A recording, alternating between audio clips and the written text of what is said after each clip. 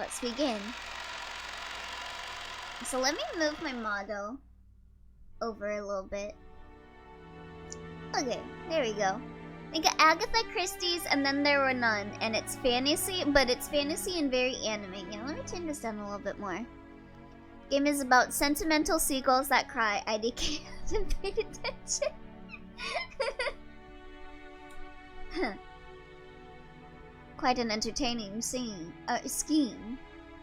Well then, what are the conditions they've attached? Yeah, so last time, like, all of the kids, like, got together to gang up on, like, the eldest child to kind of, like, blackmail him into giving them, like, millions of yen. Because they were all in very bad business situations to where they needed, like, money really fast. But then he was like, yeah, I know that your guys' business is in trouble, so I'm gonna reverse blackmail you. Uno reverse blackmail. Well then, what are the conditions they've attached? Well, whether or not Kraus-sama actually discovers the gold, he'll pay Eva-sama, Rudolph-sama, and Rosa-sama a total of 7.5 billion yen for their shares. However, 10% of that will be paid before March.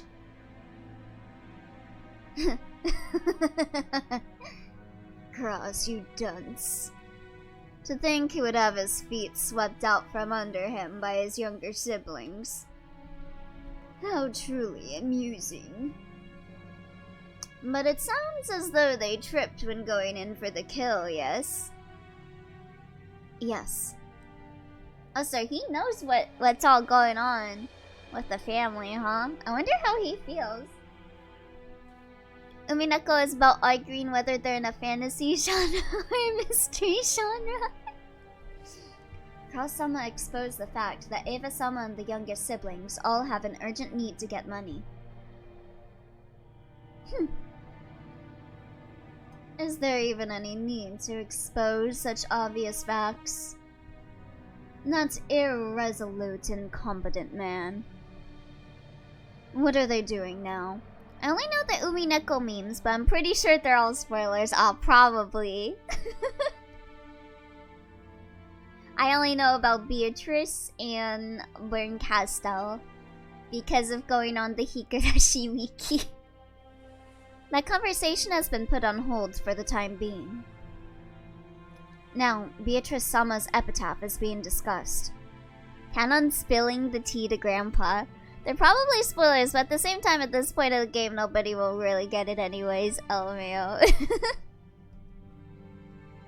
So, they're trying to solve the riddle and find out where my gold is hidden. Unless it's about the mastermind, then yeah, I do not want to be spoiled on the mastermind. Especially because I feel like this game is gonna take, like, 5 ever to reach its ending. Yes. Kinzo set down his spectacles and snortled.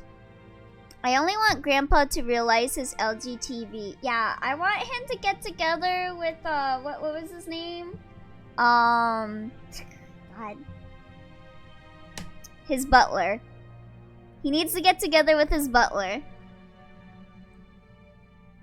Will the miracle be fulfilled first, or did the miracle never happen? Or will those fools expose the gold first? Oh, so did he make like a bet? What a show this will be. Like whoever finds the gold first?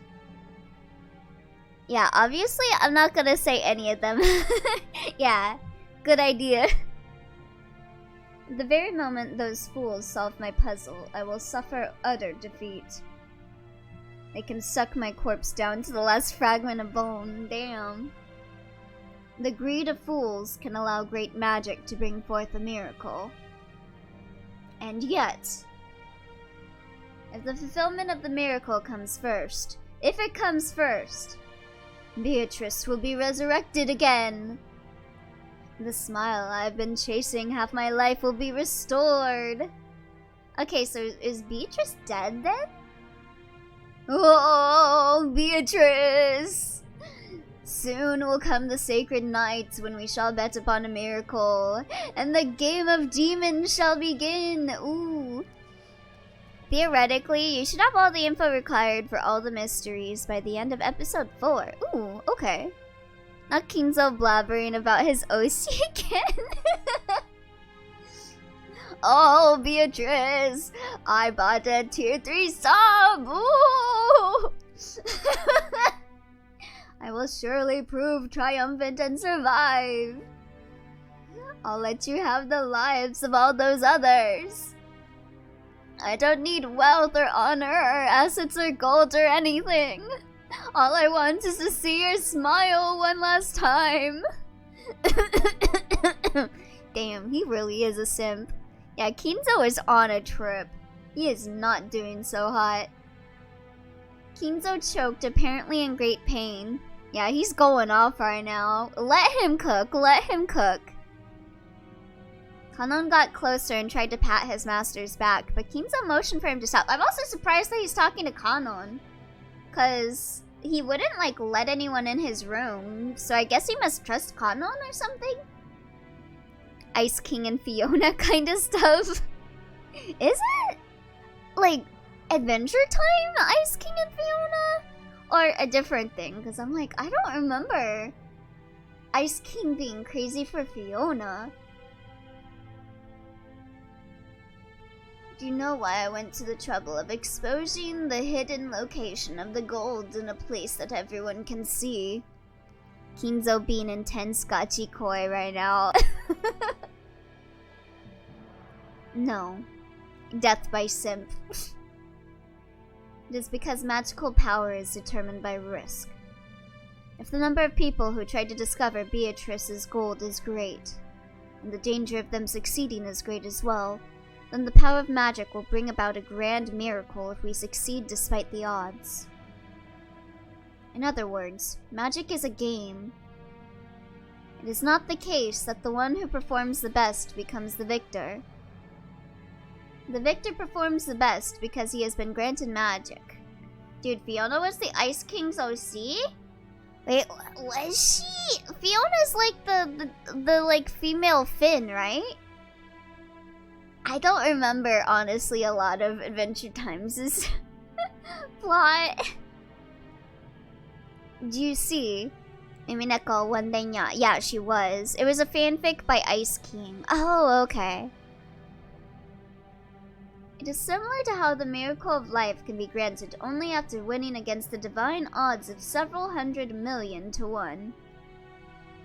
Is this a little difficult for you? My apologies. Well, she was an alternate dimension Finn or something that was zapped into the Ice King's brain in his sleep. Oh, okay. That's fine. IDK if they mentioned it already, but people outside of the family who bear the one-winged eagle on their clothes are acknowledged by Grandpa himself. Oh, okay. But like, the people within the family that bear the one-winged angel, or one-winged eagle, get it because of family relations, so it might not be that he trusts them. But if it's like someone like a maid or whatever, that means he respects them. Okay. It all comes down to this. I will give all that I have built up to the one who solves the mystery of Beatrice's epitaph. Oh, so no one else is getting the inheritance, huh? Wealth, honor, gold, and the inheritance of the Yoshida Miya family. Everything that I have established. IDK, Adventure Time lore gets weird. It does. My children certainly aren't the only ones with the right to attempt to solve this riddle, so someone that isn't even in the family can get the inheritance then. Shadow Wizard Money Gang, the death of this relative has been brought to you by the Shadow Government. Fuck everyone else, Kinzo. Anyone who solves the riddle will have the right to gain everything, even you. He would get along with Professor Layton, I think. Professor Layton would give his inheritance away to whoever solves a puzzle, I feel. Yes. However, I couldn't possibly understand such a difficult riddle. Of course, I made it difficult. But you must try to solve it as well. That will form the seed that summons the miracle of my magic. I will now proceed to solve the mystery of Beatrice's epitaph and marry her. I mean, get the inheritance or whatever. Yeah, well, apparently she'll be revived by whoever solves it. If everyone attempts it and everyone fails, that will be that. However, if the miracles come together and give birth to magical power, it will happen. I mean, Beatrice is kind of part of the package, so yeah, you'll get Beatrice and you'll get the inheritance. A double whammy. Beatrice will revive. That is why you must attempt it too. Everyone must attempt it. And in so doing, they will give strength to my magic. Do you understand? Yes. I will try. For a long while, Kinzo repeatedly muttered to himself, agitated and clutching at his head. Beatrice is like grandma, right? So here's the thing, Lanix. Beatrice is not grandma. Beatrice is this random lady that Kinzo simped for, that is apparently a witch, that gave him gold. And like, he didn't even marry her, but he's like simping so hard for her. Kanon stayed where he was, alert and unmoving, until he was given the next order from his master. Excellent, so I get a wife and an insane amount of wealth to forfeit to her. Excellent. Kinzo eventually realized this. Kanon, okay grandpa, let's get you to bed. Very well, leave me. There's a bag of sweets on the liquor cabinet. Aw, did he get Kanon a bag of sweets? That's cute. You could take some with you as a reward. Okay, I'm kind of warming up to Kinzo. He's not being an asshole to Kanon. I'm fine. After all, I am furniture. So, furniture doesn't eat sweets. Well, I suppose it stands to reason. In that case, leave me. Yes. No, get your sweets, Kanon, you're a growing boy! Eat up! Excuse me. I would have taken the sweets. Kanon bowed and left the study. As the door closed, a heavy locking noise sounded out.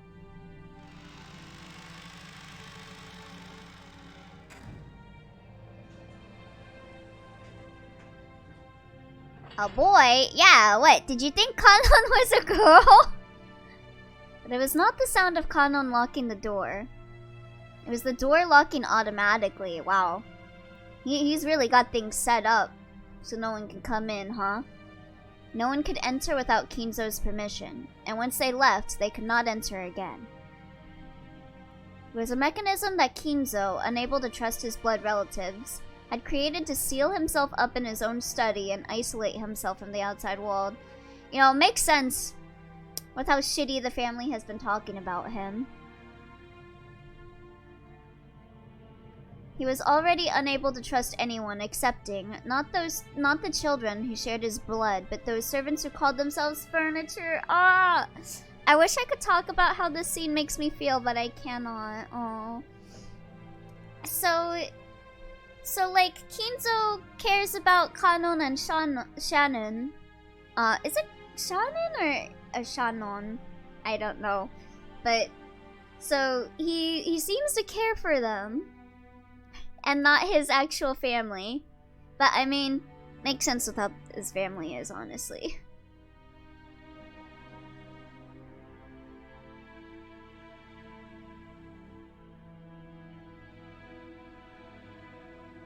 Hello, Nanjo-sama. How are you feeling?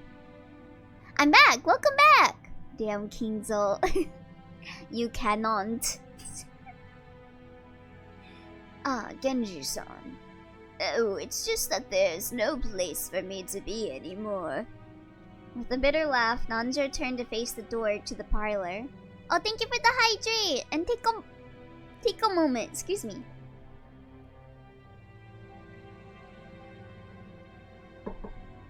Oh, stretch out. I think the ladder Just say it however you like. Okay, I'll say her name is Shannon. Because I'm assuming Kanon and Shannon have the same, like, I think they had the same kanji, so I'm assuming it's pronounced the same way. And Kanon is definitely pronounced Kanon and not Canon. Everyone always reads Kanon as Canon, and it drives me insane. That look was apparently enough to tell Genji what Nanjo wanted to say. Like, if you talk about, like, fandom canon, it's fine, or, like, shooting cannonballs, but... Twi has returned! He has! Return of the king! For the most part, Genji also understood the family situation. I'd be pretty fucking pissed with my family if they talked about dividing my fortune before I was dead. Yeah, and they ain't pulling any punches with talking about it either. They were talking about dividing it like cake. Talking about his corpse as if it were a cake, dividing the pieces up. Like, fuck this family, honestly. I wouldn't want them to get my inheritance either. It must have made him want to frown, knowing that right now in the lounge, the master he served was being discussed so disrespectfully. But it would have been very difficult to gather that from his indifferent expression. That's just how it be when you're filthy rich and raise narcissists in valor. Still, I don't understand. Oh, Nanjo will have a job to do soon enough. Oh boy. Why did Kinzo-san have something so provocative written, I wonder? So, it's canon to say canon like canon, and not like canon or like a cannon. Exactly. Nanjo looked at the portrait of Beatrice. Yeah, they're awful. They are. Fuck this family. No, he actually directed his gaze beneath the portrait, at the plate with the epitaph. I would have disowned them as a last fuck you. Honestly, same. Same. Y'all want to get my inheritance? Fuck you. Disowned. Get the fuck out of my mansion. I'm giving all of my fortune to the servants. Honestly, give the fortune to the servants. They deserve it. With all the bullshit they have to put through, and they were like orphans and shit. And like, yeah. Kick out that one shitty, what was his name? That one shitty cook. Kick him out. Give all the fortune to the servants. Kumasawa-san, Shannon, Kanon. Give it to them. Also, thank you for the head pats, Overtaker. Yeah, Godo. Yeah, fuck Gouda cheese. Fuck him. I do not presume to understand the master's thoughts.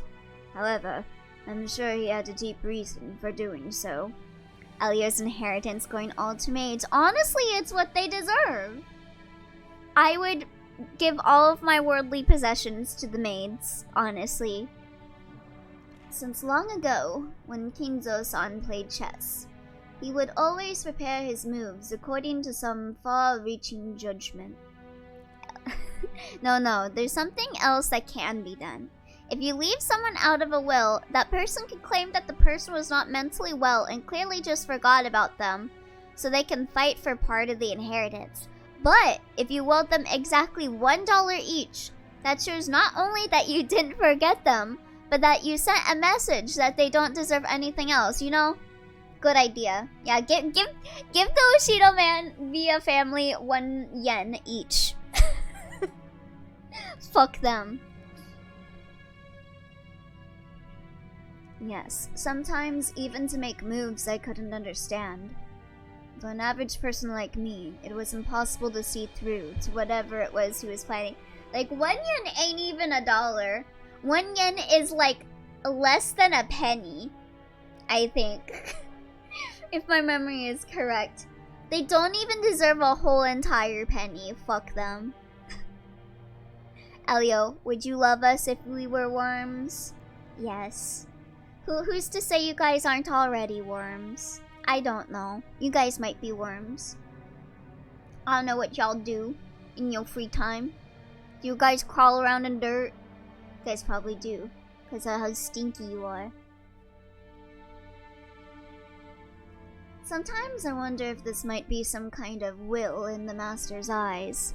Yeah, you have to give something so it's clear that you're ignoring them on purpose. Perhaps he wishes to hand over his wealth and title to the one who can understand it. Dang, Elio calling us worms. Worms are cute though! Like, I may not be a big fan of a lot of, like, insects, but worms are cute. Him wiggle. So, you're thinking he may have wanted the 4 siblings to work together and solve the riddle. Kinzo try-harding reading chess theory. That's how you get people not wanting to play with you. I would be a worm for Elio, not gonna lie. You will become a worm for me. Before some outsider like myself solved it, other streamers, you guys are such awesome human beings. Elio, an intellectual. I feel like you're just worms who crawl in the dirt. Kinzo-san may speak of his children in insulting terms, but perhaps he also wants them to repair their relationship. Oh, maybe. Instead of like fighting over their inheritance, work together. Down bad.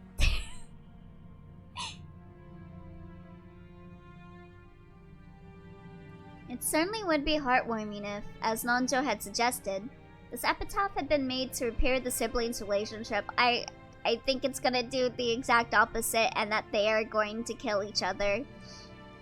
However, both Nanjo and Genji knew that nothing could be more impossible than this. Oh, okay, they don't even trust them. Okay.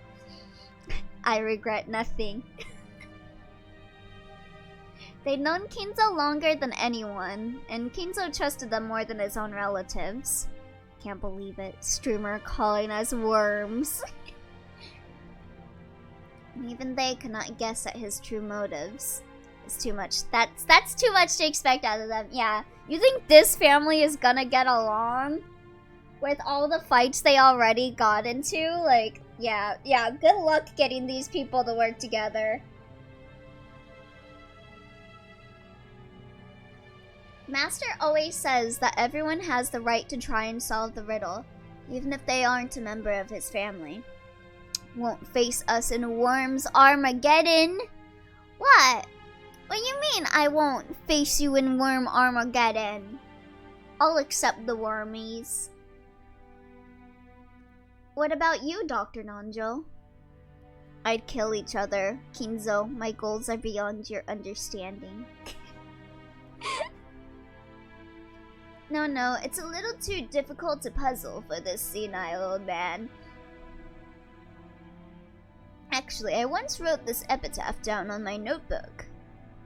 Night after night, I would try to solve it before going to sleep. It's that hard of a puzzle, huh? But it really is hard. It's like the Millennium Puzzle. It looks like we might have some free time to relax and consider it before someone comes to get us. What do you say, Genji-san? I am nothing more than furniture in service to the master. You're in love with him! You're in love with him! You're not just furniture! You're the whole damn set, Genji! Golden assets are necessary to me. I just want Kinzo. My, you're very modest. Ayo, they gay. They big gay. I imagine that's like... They're gay! If so, I am honored. God. During Pride Month? Yes, happy Pride. As Nanjo lightly launched in response, he once again looked at the epitaph. Behold the sweet fish river running through my beloved hometown. I know what they are. Unrequited love. Such a slow burn. I hope that Kinzo gets over Beatrice and realizes that Genji was here the whole time and they kiss before Kinzo dies.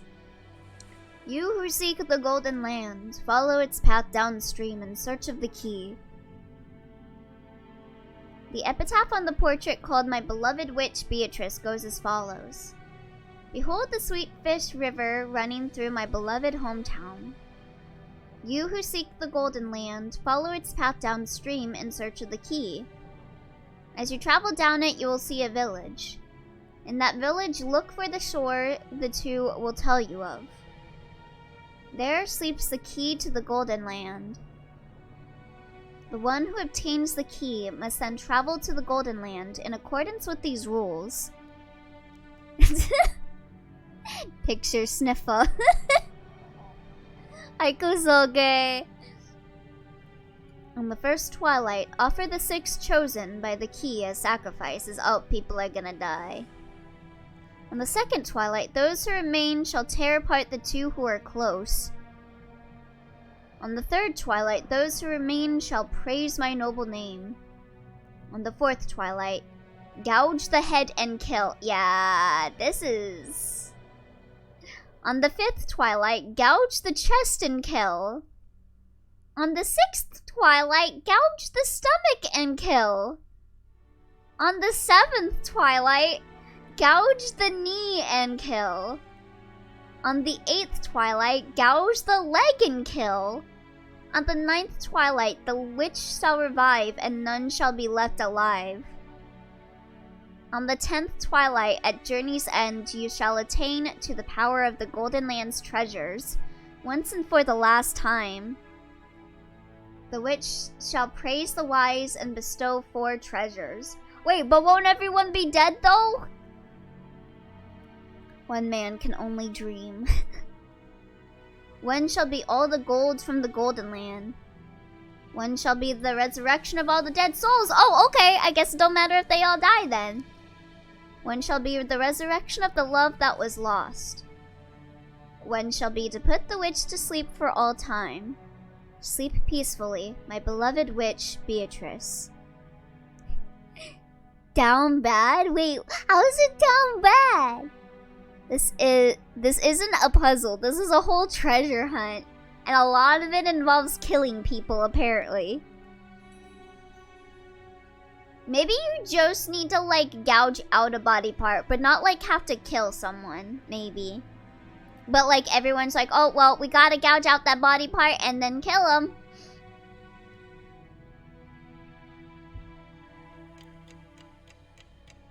Tick-tock, tick-tock. Damn, so down bad. Who would be that down bad on this sacred chat? Stop talking about my light and stop murdering on my light. Why not? It's the perfect place to murder. On Twy. Oh, I like this music. Unfortunately, I believe the epitaph can't be solved unless you know Japanese. Well, shit. I probably won't be able to solve it then.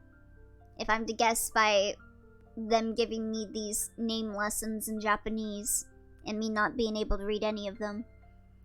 So, on the 10th twilight, the journey ends. Holy shit, Beatrice, you're so quirky. Twirls here. Oi. Ooh, Beatrice. If you wouldn't kill for Beatrice, are you even living? Yeah, do you have a wish you're willing to kill for? So on the 10th twilight, the journey ends and you reach the Golden Land. Well, I'm clearly translating it on screen with my mind, so Japanese isn't necessary. Really, the epitaph can't be solved unless you know both Japanese and English, so rip both sides. Oh, so you gotta be a weeaboo or a teaboo. And both, if you're neither natively. Kinzo language is so complicated. You really are diligent, Maria. You did a good job writing this all down. I forget a lot, so I always write things down. Mama told me to. Damn, Kinzo, Beatrice, it's Pride Month. You know what that means. Beatrice, what? Gay magic? What does that mean? I want to see art of that. There was a notebook inside the handbag Maria was always carrying around. I'm a weeaboo. Thank you very much. Hon hon, wee baguette.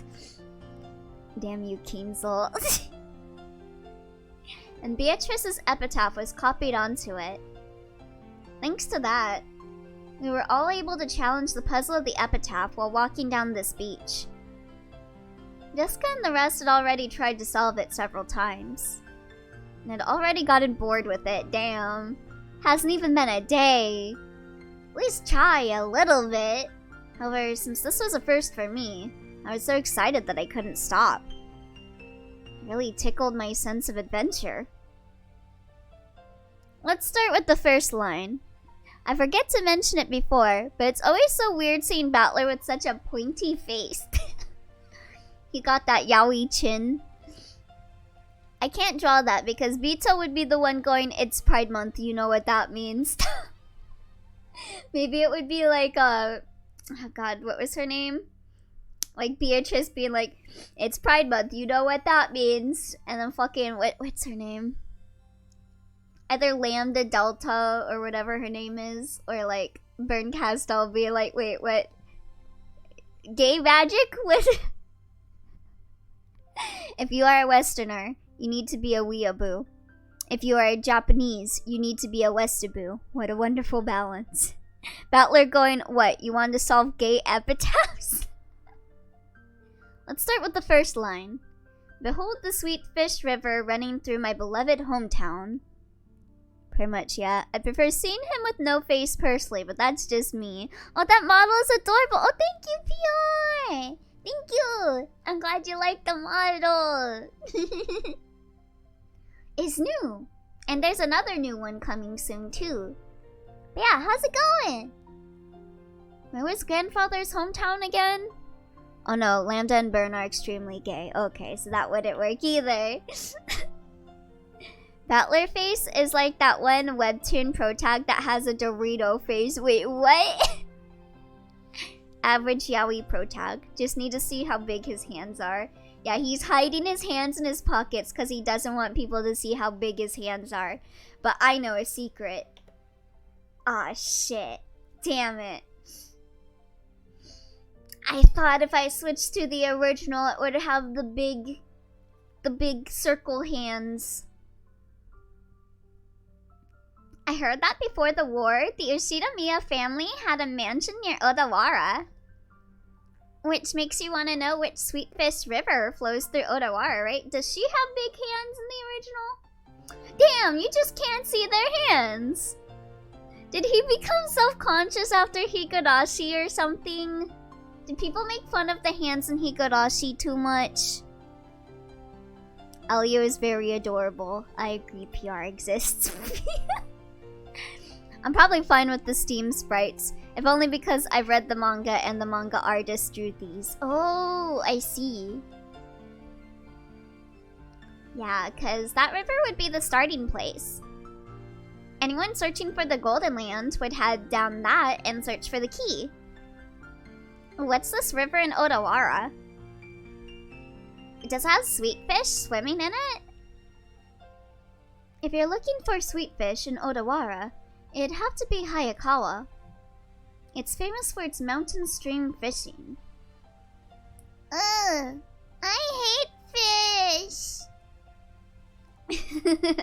Maria, you'll understand when you get a bit older. You just need to eat some salmon and then you'll love fish. Lick, lick, lick. Salty roasted sweet fish. Eh? Oh my god. Thank you for the 50 bits, PR. Happy Pride Month. Happy Pride Month. Thank you. I'm big gay. Happy Pride. I remember the thing about the hands. Holy shit. Yeah. The Ryukishi circle hands are very famous. Especially the Reina hands. It's Pride Month. You know what that means. What? You want me to draw like gay yaoi hands? What? I love that that's like a meme now. It's Pride Month, you know what them? I love that meme. Maria, you literally live in Japan. It's Fish Central. Maybe try Maria. Oh, since Maria's hands are up. Yeah, let's see. Damn, you can not see her hands all the way. Damn it. She looks very tired in the original. She looks a lot taller in the original. She looks like their size.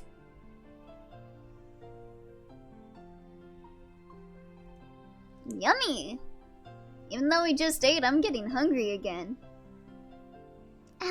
Shall I bring you a biscuit? You can bring me anything and I'll eat it. Huh? I love that meme too. It's so good. Wait, Bun is gay? You gods. What about Edward Scissorhands? I wanna see Yukishi draw Edward Scissorhands. Oh, sorry, that's not what I meant. Don't mind it. Shannon-chan was faithfully keeping us company since she didn't have any afternoon chores for a while. Fruity Bun. The whole Fruit Loop. LMAO, I may have brainwashed though. Wait, how does the maid look in the original? Here. She looks really cute in the original. God. Battler's teeth in the original.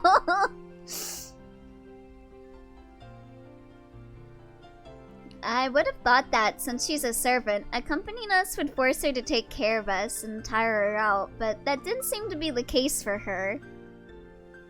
On the contrary, she seemed to enjoy joining in on a conversation with people close to her age. When I asked, I heard that she was the sort of worker whose room and board were supplied by her employer. The original Maria looks like someone trying to cosplay updated Maria because they lost a bet. She stayed up all night sewing the costume. Like an angel, obviously. Yeah, Shannon is an angel no matter what art style she is in. Question, who is the small one? This one?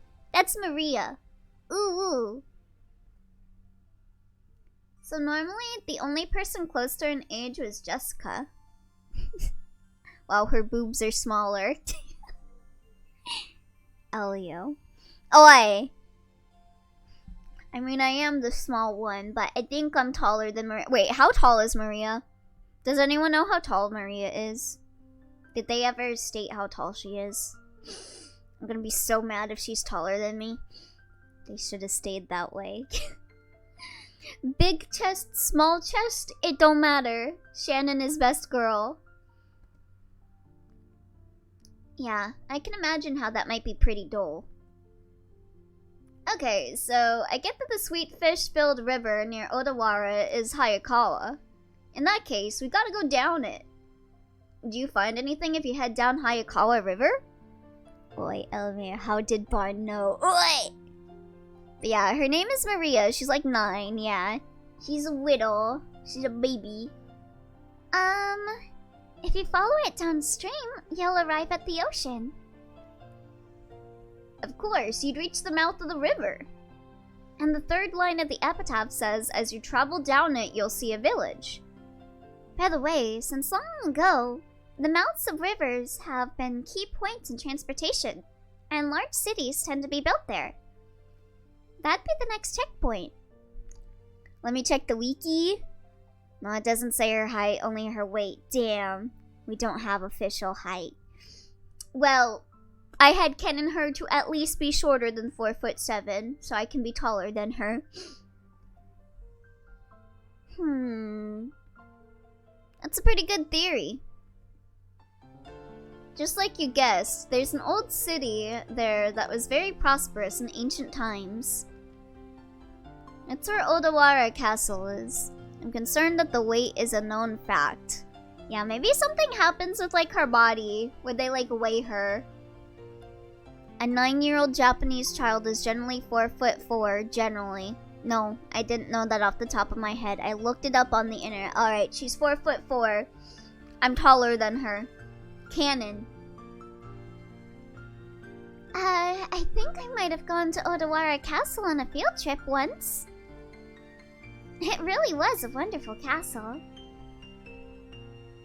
Yeah, I also went there. Even though I live in a Western-style house, it's true that Japanese people feel calmer with a Japanese layout. Ugh.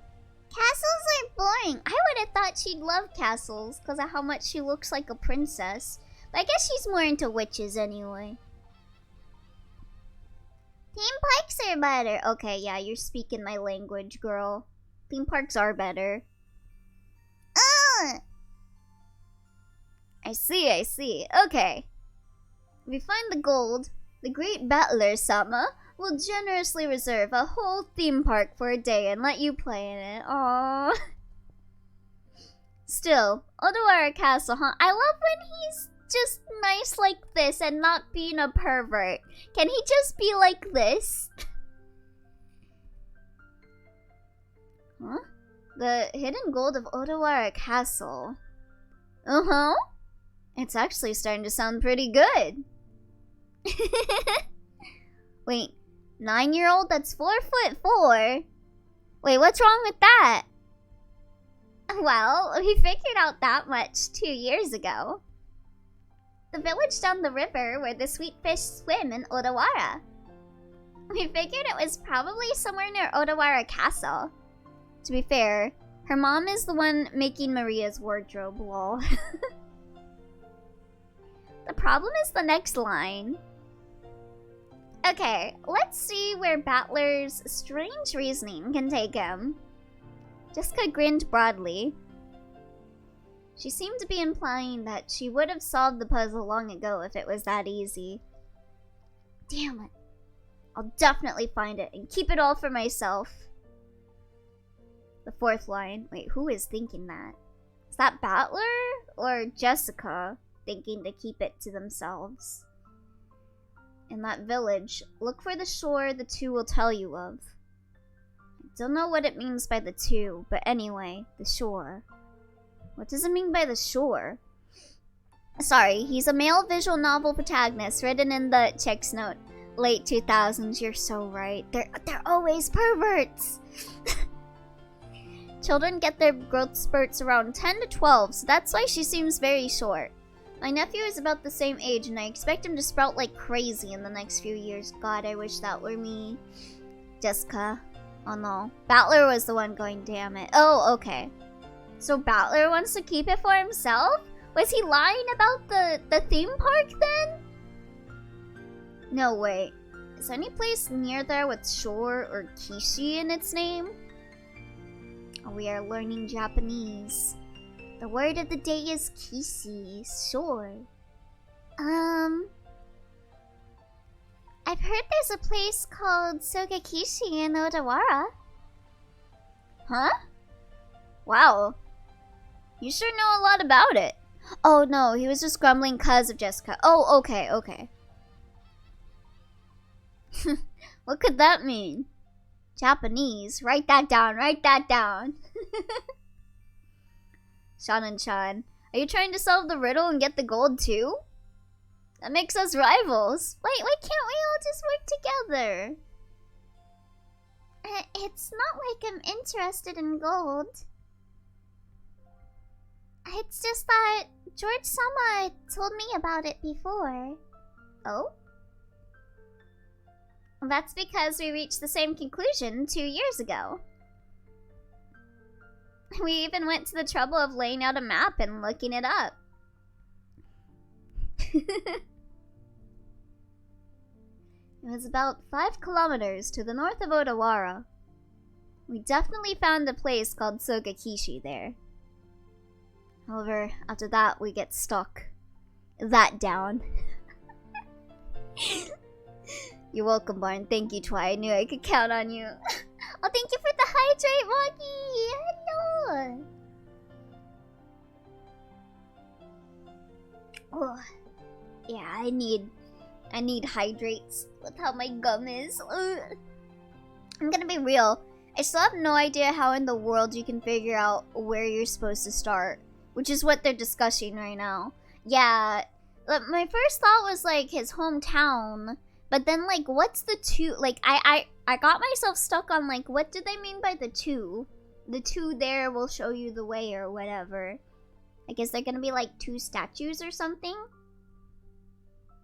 The 5th line doesn't say where the key is hidden in that place. Hi, I'm gonna be lurking. Hello. I hope you enjoy your lurk. Then, Moggy, thank you. Modern VNs really changed the meta by adding in name boxes to show who the fuck is talking. revolutionary. Yeah, this is the age of like, what did they call this system in the old days? But like every VN used this system, like Tsukihime, Fate Stay Night, and they all were written this same way. And I remember so many times, like when I was reading like Fate Stay Night, I was like, who the fuck is talking? Didn't Clannad use this too? I've never played Clannad, so I wouldn't know, but I wouldn't be surprised.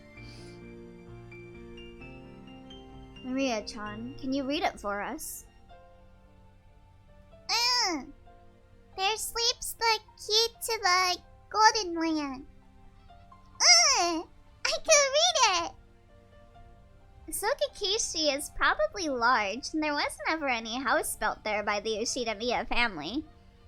Elio, I don't know how, I don't know when, but God remember my words. I will get you a key to stream Pal World after that game comes out. Whoa, what's Pal World? Clannad was around that same time, right? It would make sense. I think Clannad was a little later, because I think this was like around when like Kanon came out, I think? Like very early 2000s. And then after Kanon... Did Air come after Kanon and then Clannad? Or am I remember things wrong? But yeah. Yeah, old VNs with no character indicators were rough. They really were. Not much we can do to find a key in such a vast area without any hints.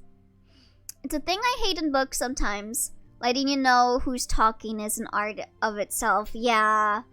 I always, like, when I was writing my VN myself, like, I would write it down myself before I would put it in the game, and I would be like, I gotta be sure to show who the fuck is talking. Even when there's no, like, dialogue indicators. I want people to be able to figure it out if they analyze it enough. Pokemon with guns. Oh, that one! That one! Oh, okay. Yeah, Pokemon with slavery and guns. You're right. Without the key, we can't advance to the next line. Jorjaniki. What kind of place is Sogakishi? No, actually, Clannad was part of the new meta. Yeah, Clannad started, like, the old modern Moe boom, I think. That was, like, kind of around that era. With, like, K-On! And stuff coming out, I think. Don't spoil the game for him. Also, it's still like $45. Yeah, Clannad is mad expensive. I guess because of how long it is. Like, it takes a long time to beat. Yeah, VNs can be really expensive if they're really long. Let's see. Never been there, so I don't really know. But according to the map, it's in the mountains. Pretty sure it was at the base of Mount Asama. It was 2004. It was on the 2000? Was it? Umineko was 2007, but to be fair, Ryukishi was probably just doing what he's comfy with after Higurashi. It was invented in 2004! How did people wait before that? No, the visual novel Air. Something doesn't feel right. You'd expect a riddle pointing the way to hidden golds to be a bit more exact. I get the feeling that even the part about Sogakishi was a mistake. Well, I think it could be Sogakishi. It could be talking about some house that grandfather lived in when he was a kid that we don't know about. After all, the first line mentioned his beloved hometown. Shannon, you've served grandfather alcohol and stuff lots of times, right? How to forget the Moe boom, the beginning of Lucky Star. Yeah, the Moe boom was an age to live in for sure. Release September 8th, 2000. Yep, oh my god. Also, Azumanga Daioh. I loved Azumanga Daioh. That was one of the first animes I ever watched having cable TV. Like, that was the first anime I watched that I knew was, like, an anime, I think. Because, like, I watched Cardcaptors and stuff, but I didn't know they were anime. Hasn't he ever talked to you about his past? The master almost never speaks of the past. However, he talks of the Great Kanto earthquake as though it was someone else's story. So he may have been living far away from the Kanto area. The Shitamiya family may have been living in Odawara, but not all of the branch families were. The true Moe Boom, Kindred Spirits on a Roof, which I have actually played a tiny bit of. I liked Kindred Spirits on a Roof. I wouldn't really say it's like a Moe Boom, personally, but I don't know, I liked Kindred Spirits. Some of the couples I didn't like, but most of the couples were cute. Like, I personally didn't like the like, teacher in a relationship with a student. And, like, also the, like, teacher looked like a little girl. It was just a little weird. But the other couples were cute. Grandfather often called himself part of a branch family. The least connected to the successor. And that means the beloved hometown might not even be Odawara at all. IDK, it was just a game I saw a bit of. Didn't get too far into it. Yeah, I played it to completion a few years back. If I recall correctly, who was my favorite pairing in that? I'm trying to remember. Well, I think I just liked like the main ghost pairing a lot. I thought they were cute. I've never heard anything about Grandfather's hometown. And I doubt he'd actually tell me if I asked. If the so-called beloved hometown isn't referring to the Ushidamiya family's roots, then the Odawara theory is wrong from the beginning.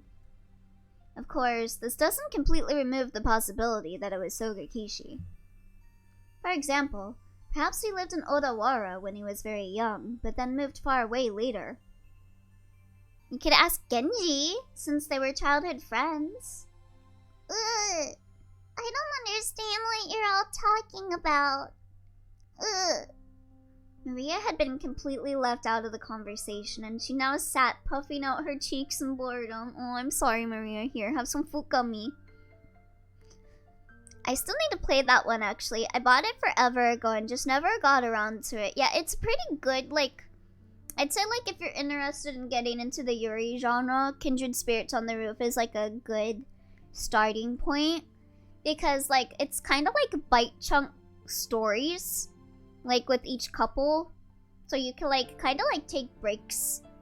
Instead of, like, coming back to, like, the story after a while and be like, I don't remember. But, like, you can read, like, one story and then be like, okay, that's it for the day. So, it's nice in that regard. Same, I haven't touched it since 2016 and I am immediately struck with how much time has passed. Good God. Yeah, I think I played it in 2016. Let me see. When did I play it? I think it was around that time. I think there was like a visual novel bundle or something that I got the game in. Let me see. Oh no, I played it in 2019. Let's play January 7th, 2019. So I think I started it in 2018. I guess not many people know that Genji is Kinzo's childhood friend because there's no way none of them would want a hint, right? But yeah, one Yuri visual novel I really want to read someday is what's it called? Flowers, I think? And they have like various VNs in the series. I really want to read that one someday. The art in it looks beautiful. I think it's done by... Is it done by the same person that did the... No, I don't think it is the same person that does Atelier Verona art. It looks very similar. So basically, if we can't even agree on the starting point for this dice game of gold, we're totally stuck. But wait. After the first 5 lines, the thing we end up finding is a key, right? Even if you don't have a key, it's always possible to bust through the door. Oh wait, hold on.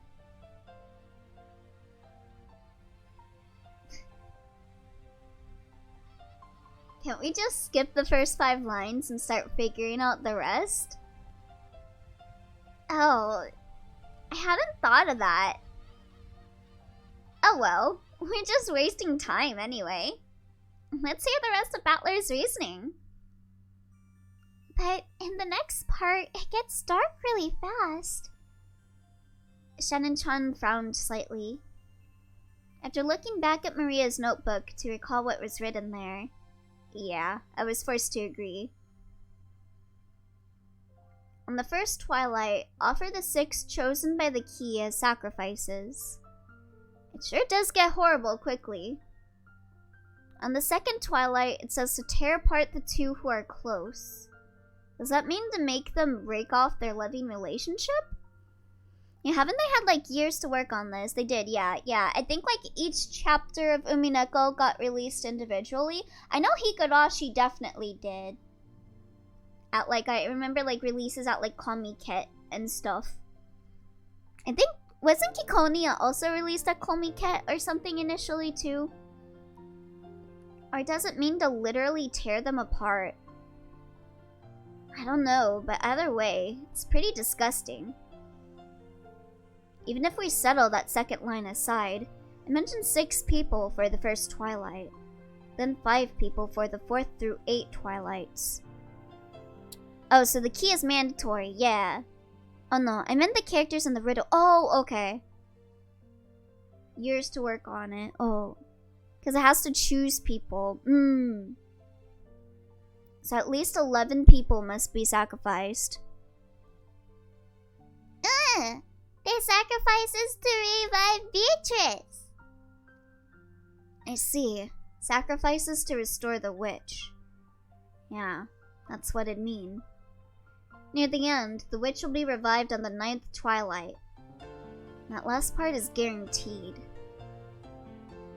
On the 9th twilight, the witch shall revive, and none shall be left alive. So everyone will die in the end, but they'll get revived afterwards. And after that, the 10th twilight is the goal line. Not sure how you're supposed to reach the Golden Land if everyone's dead by then. Depending how you interpret it, the traveler who holds the key may or may not be included in the none shall be left alive part. But at that end, there's something pretty interesting. After reaching the goal, the witch gives out 4 treasures. One shall be all the gold. The problem is the next one. It says the dead souls will be resurrected, right? Doesn't that sound like it means everyone who died in the earlier lines? If you put it like that, then the part about reviving lost love might refer to the pair torn apart on the second twilight. Wait. I can only think of one pairing right now. I hope I'm wrong. I hope I'm wrong about this. Are Shannon and George gonna die? Cause they're the only couple I can think of right now. That's right.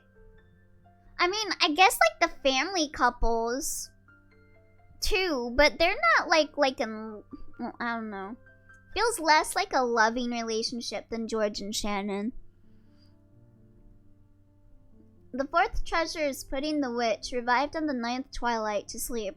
Like, I wouldn't consider Rudolph and, what was her name, Kirie, as much of a romantic thing, since he kind of like cheats around, it looks like. Maybe Natsuhi and Kraus, I don't really know their relationship very much. But I don't know. If we put a happy spin on all this, he'll be hectic, with people dying and breaking up all over the place. But he'll all be made right in the end. The awakened witch will sleep again, and everything will be like it was at the start, except with a huge pile of gold. I want to sniff Battler. Wonder what he smells like. What's his boy smell? Yeah, you can't figure out the rest of the riddle without the key to work with. I mean, there's moms and dads in the cast too. Yeah, that's true. The witch must be pretty busy. With all the killing, reviving, breaking up, and reuniting people. Yeah, I was totally thinking that, yeah. What if they break up midway? Well, maybe they won't die then. I wasn't thinking about the 2 gay old dudes. No, they're not dating. I just ship them. Not to mention waking up and sleeping. I only really ship them because the manga page that Jackie gave me, and then it formed a ship in my head of them, just like of Genji pining after him for like all these years. Earnestly begging you to switch to the old art in settings. If he wants to play with the Steam sprites, it's whatever. Fair enough, it's his call. I just know it's possible to not know about art switching. Oh yeah, I know about the art switching. I've been switching on occasion to see what they look like in the original. I'm so sad that you can't see the arms. I love Ryukishi's like old art style arms. Also, that's a cute Jessica sprite. Does he not have the... Yeah, he doesn't have the little fang in the Steam version. That's a shame.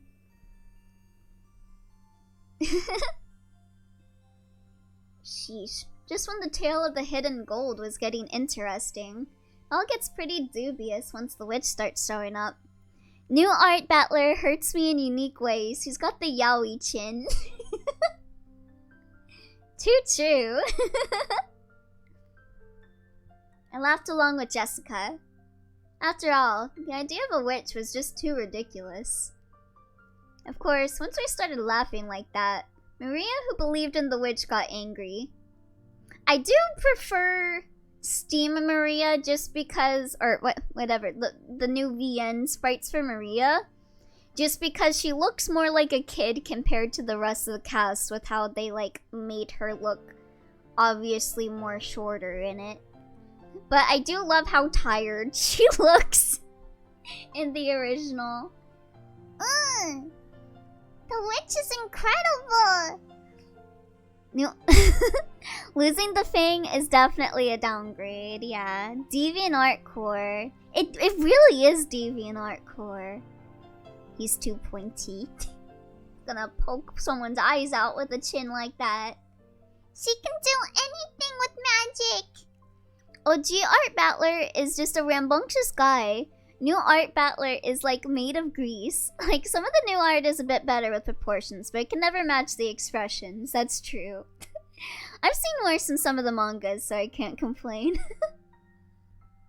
Yeah, I've heard that like the anime covers are incredibly horny, and that apparently like one of the manga artists like was really into like a ship and like drew a lot of them or something.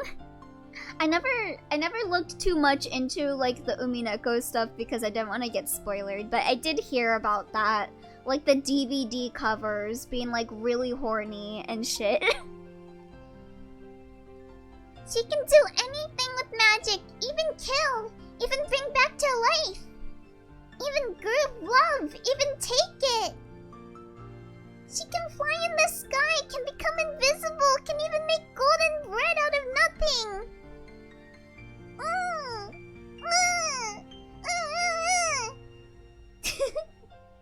Dang.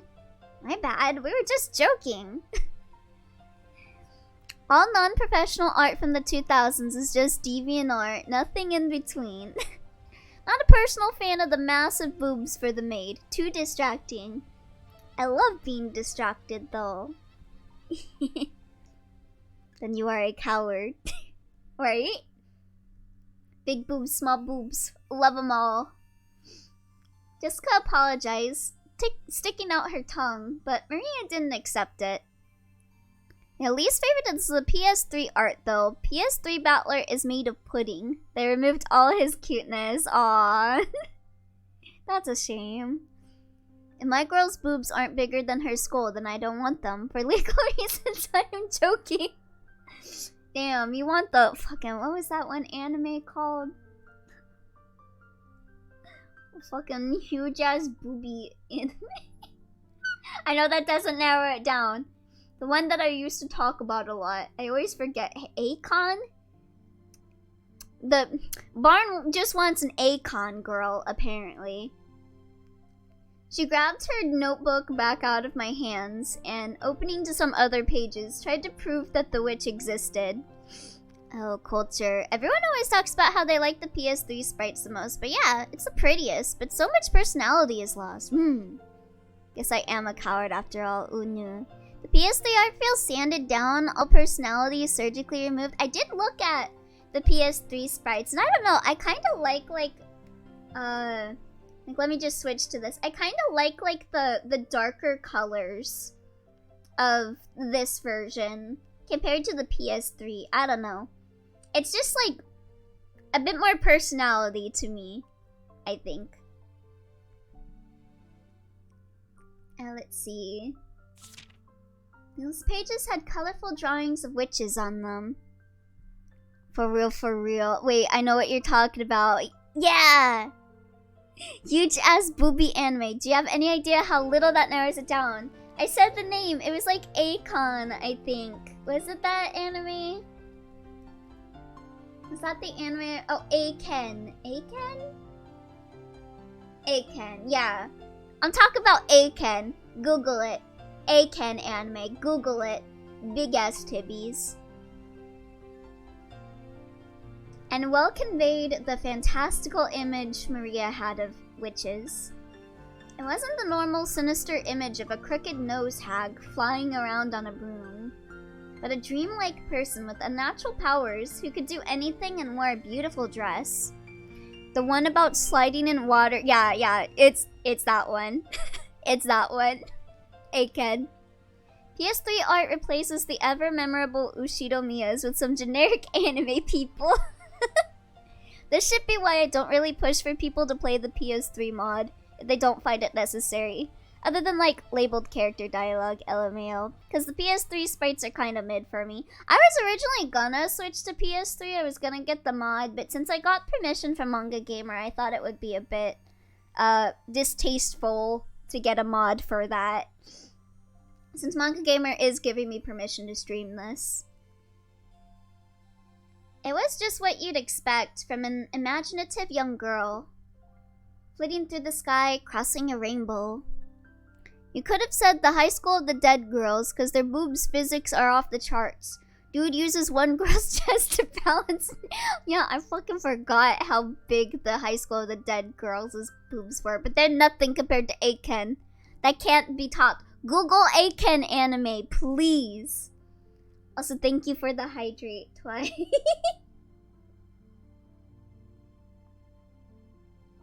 I'm OG art for life because Ryukishi will draw some expressions as suitably gross. When someone sneers, the whole face twists to do it. Oh, I love that. Also, thank you for the take a moment too. Yeah, Aken. Google Aken, please. If you don't know Aken and you want to see some tiggle bitties. When someone cries, the expression take their whole face. OG Art Battler looks like he's going through utter agony. PS3 Battler looks like he's got a splinter. Oh my god. Dancing around all night with a teacup and a teapot that would never get empty no matter how much you poured out of it. That anime lives rent-free in my head. Same. Kites BA voices the main character of Aken. Just did, sweet god. Yukishi's faces are so good and expressive. Yeah, I remember playing Higurashi once with the Steam sprites and then again with the Ryukishi sprites. I love his little spoingles. With a flourish of her staff, the stars in the sky would become candy and pour down. And flowers that produce sweets would bud by the roadside. To Maria, witches were the only concept that could embody the magical dream that so captivated her. As she grew older, it was the last remaining thing that could give richness to her dull and plain everyday life. God damn, you're like 9 years old! You're already becoming jaded by life? That's why Maria believed in witches. She didn't want that dream of hers to be tarnished. That's why she didn't want anyone to tarnish the epitaph, which affirmed the existence of witches. Yeah, the expressions are really good. I mean, Maria has Rosa as a mom, true. Rosa gives off the vibes. Rosa gives off bad vibes. I feel like she's probably, from what I've seen so far, the chillest of the 4 siblings. But I'm sensing some very abusive mother vibes from her. Damn, going through it early. Poor girl. Because the witch named Beatrice in Maria's dream. To Maria-chan, the epitaph isn't a guide to the hidden gold, but magic to revive the witch. She's just like me for real. Kids are growing up so fast now. Yeah, that checks out actually. So it's the single link between Maria and the witch. Maria was very angry and clung to Georgianiki. Jessica and I scratched our heads and apologized. God, Jessica's so cute. It might not be possible to smooth things over again, like the time she got mad in front of the portrait.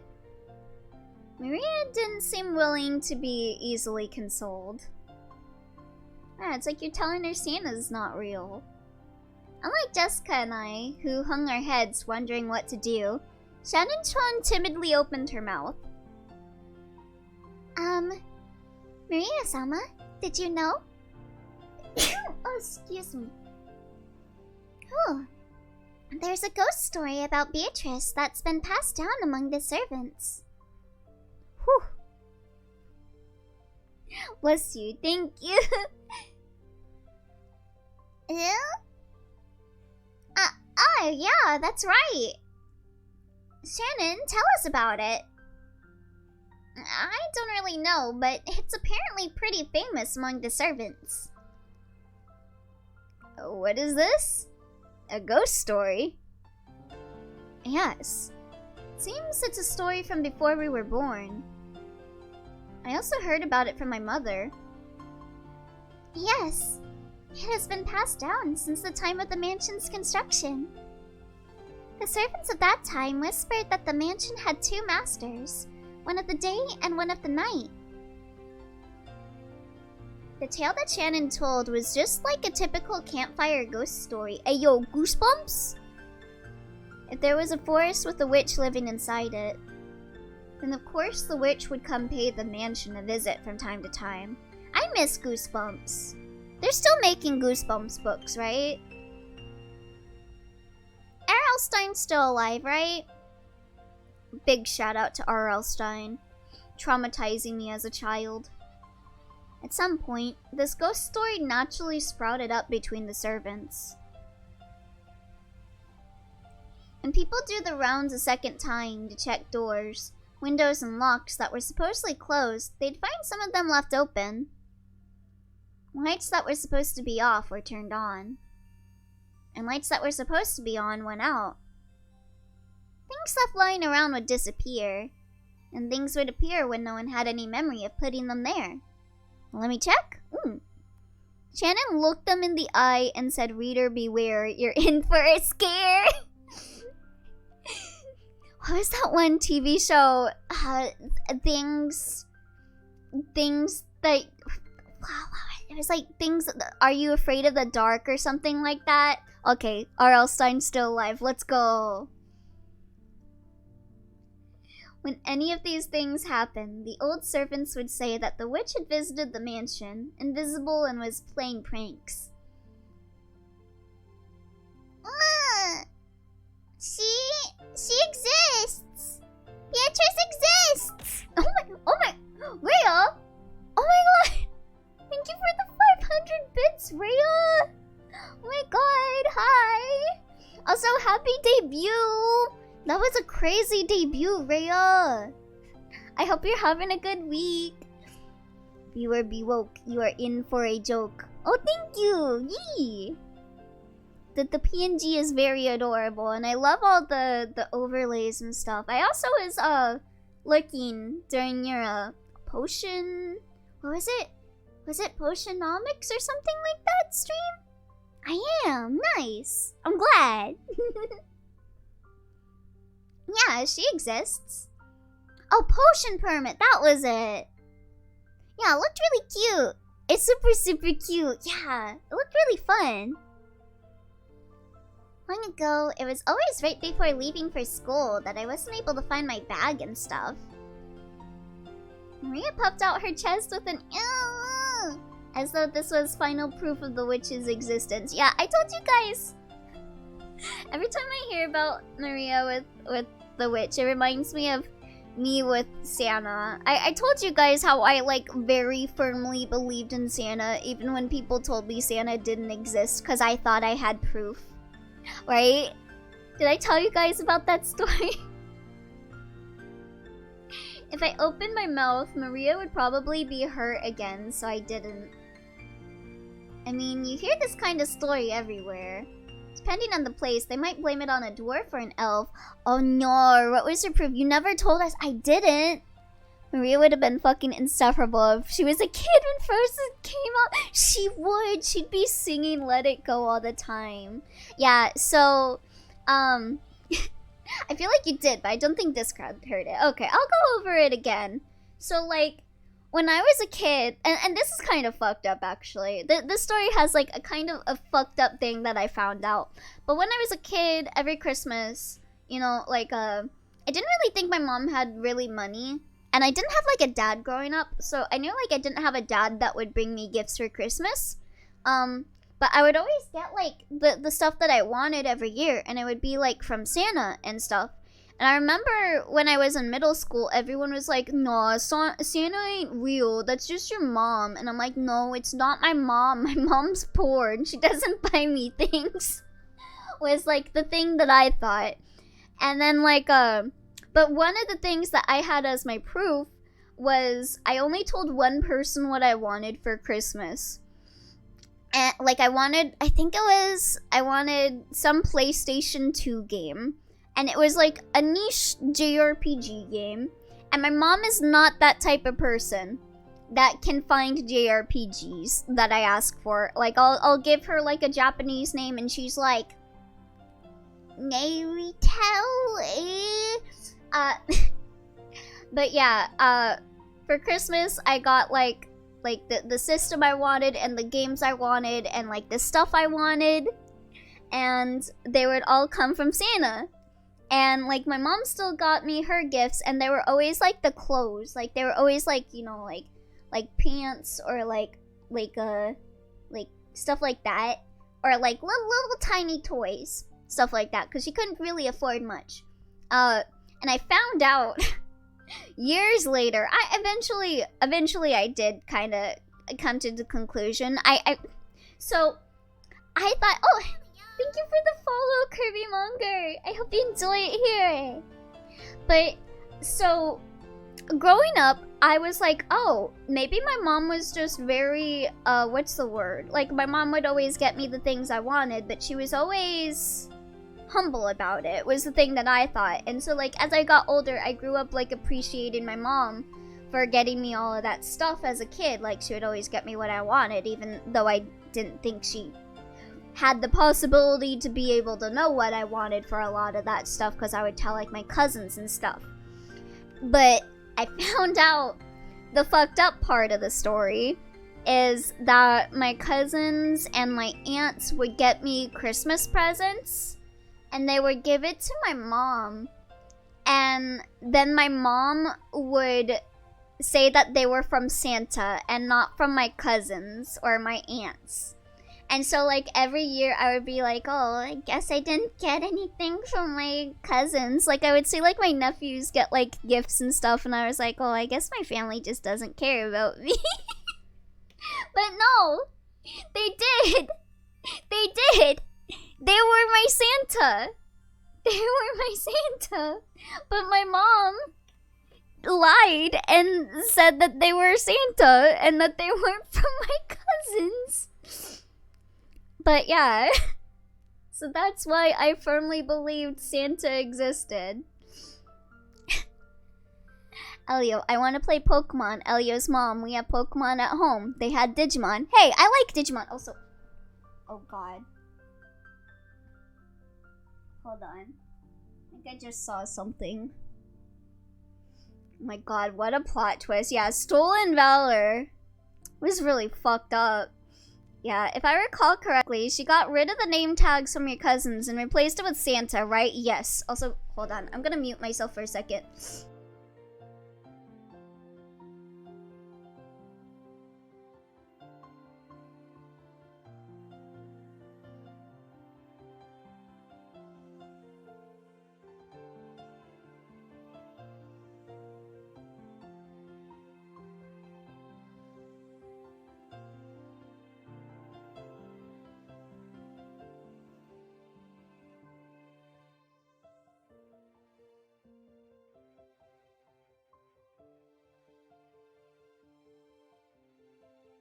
Oh god.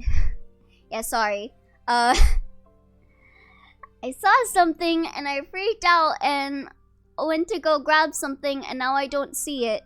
So, I'm just gonna, like, keep my eyes in that corner right now. Make sure I'm not just seeing things.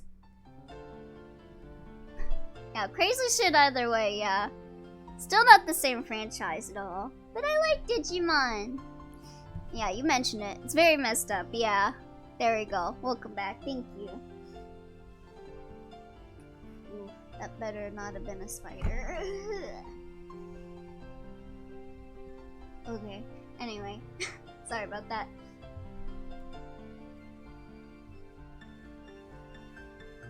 The only difference is that they call it a witch on this island.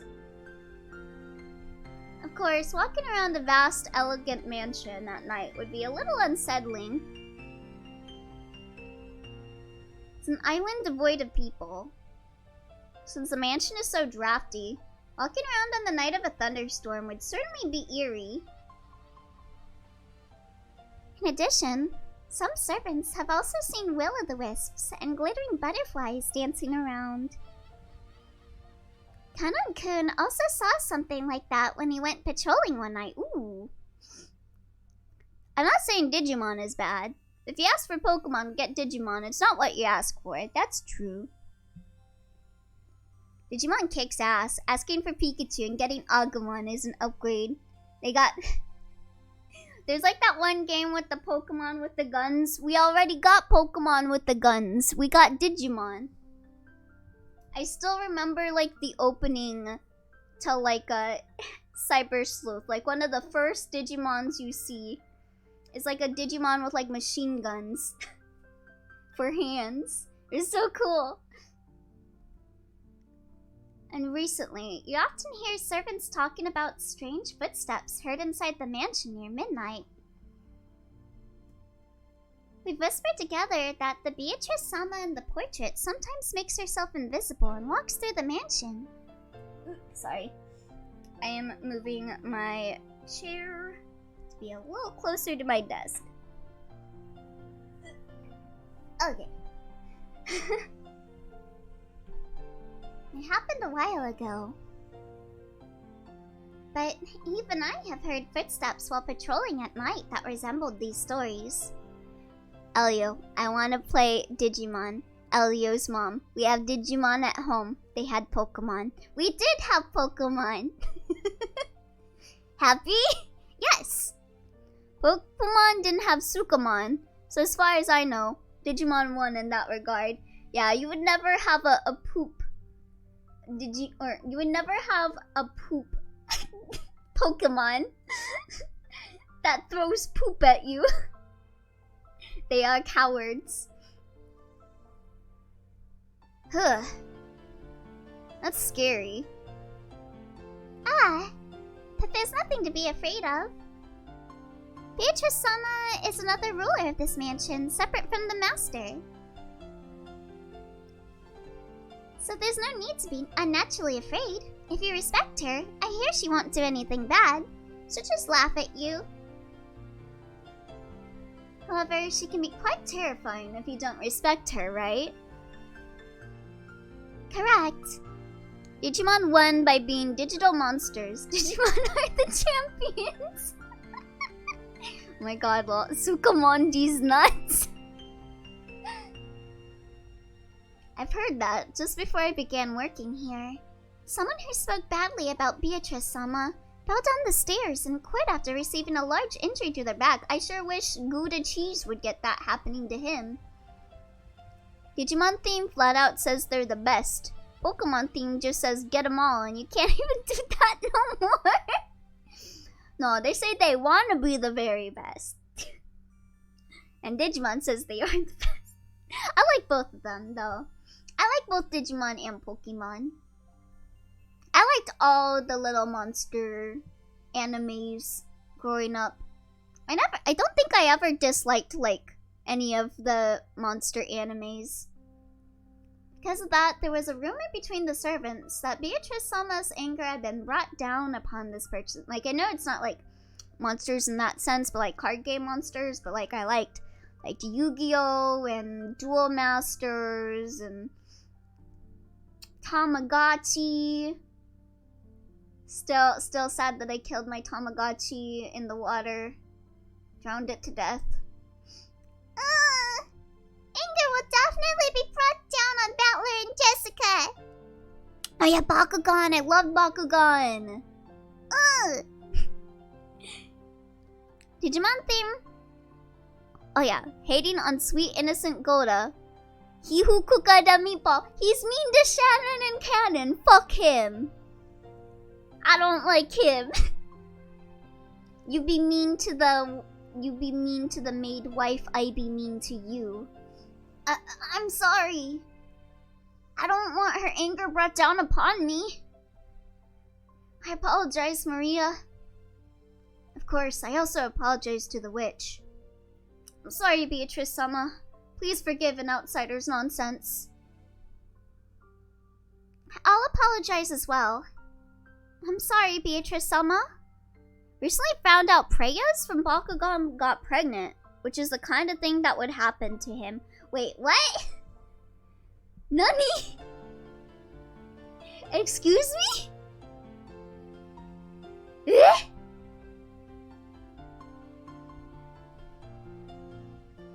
Will the witch be able to forgive us now? Don't know. Witches are fickle, so they forgive when they want to and don't when they don't. That's no good. Maria-chan, isn't there some kind of good luck charm that could prevent Battler-kun and Jessica-chan from suffering Beatrice-sama's wrath? I was gone for like 5 minutes. What happened? Some guy from Bakugan got pregnant? Why would you put that information out in the opening? I don't like that. Yeah, what? Huh? Maybe something that can block against magic? I posted a video of his clownery to Tumblr and someone reblogged and said, remember when he got pregnant? What? Wait, huh? I guess Angelo Diablo were Preya's kids that... Huh? Oh, the Bakugan. How'd the Bakugan get pregnant? Huh? By relying on Maria, who is proud of knowing the most about witches, George is trying to revive her self-esteem. I did not remember that and didn't fact check it because that is the kind of thing that would happen to him. Huh? How did Preya do most things he did? He apparently laid an egg.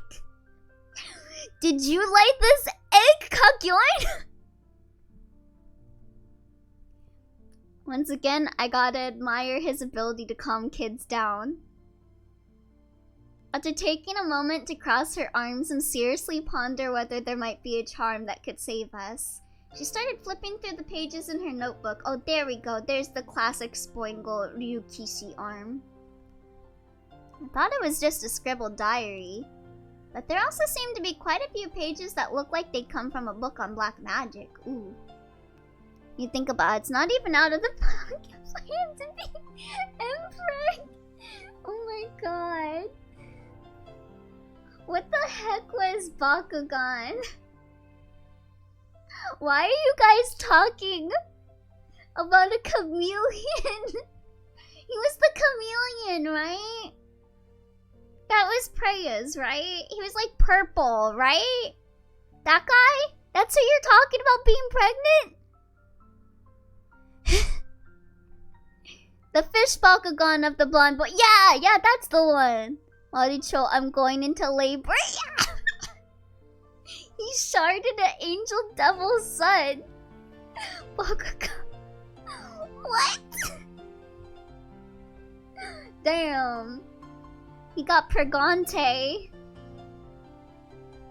Maria solemnly considered a group of these pages, which contain things that look like magic circles. How does Bakugan get Pregar? Pregarnanant? Parganda? Parmesan? How is Babby formed? Apparently, grandfather wasn't the only one with a black magic hobby.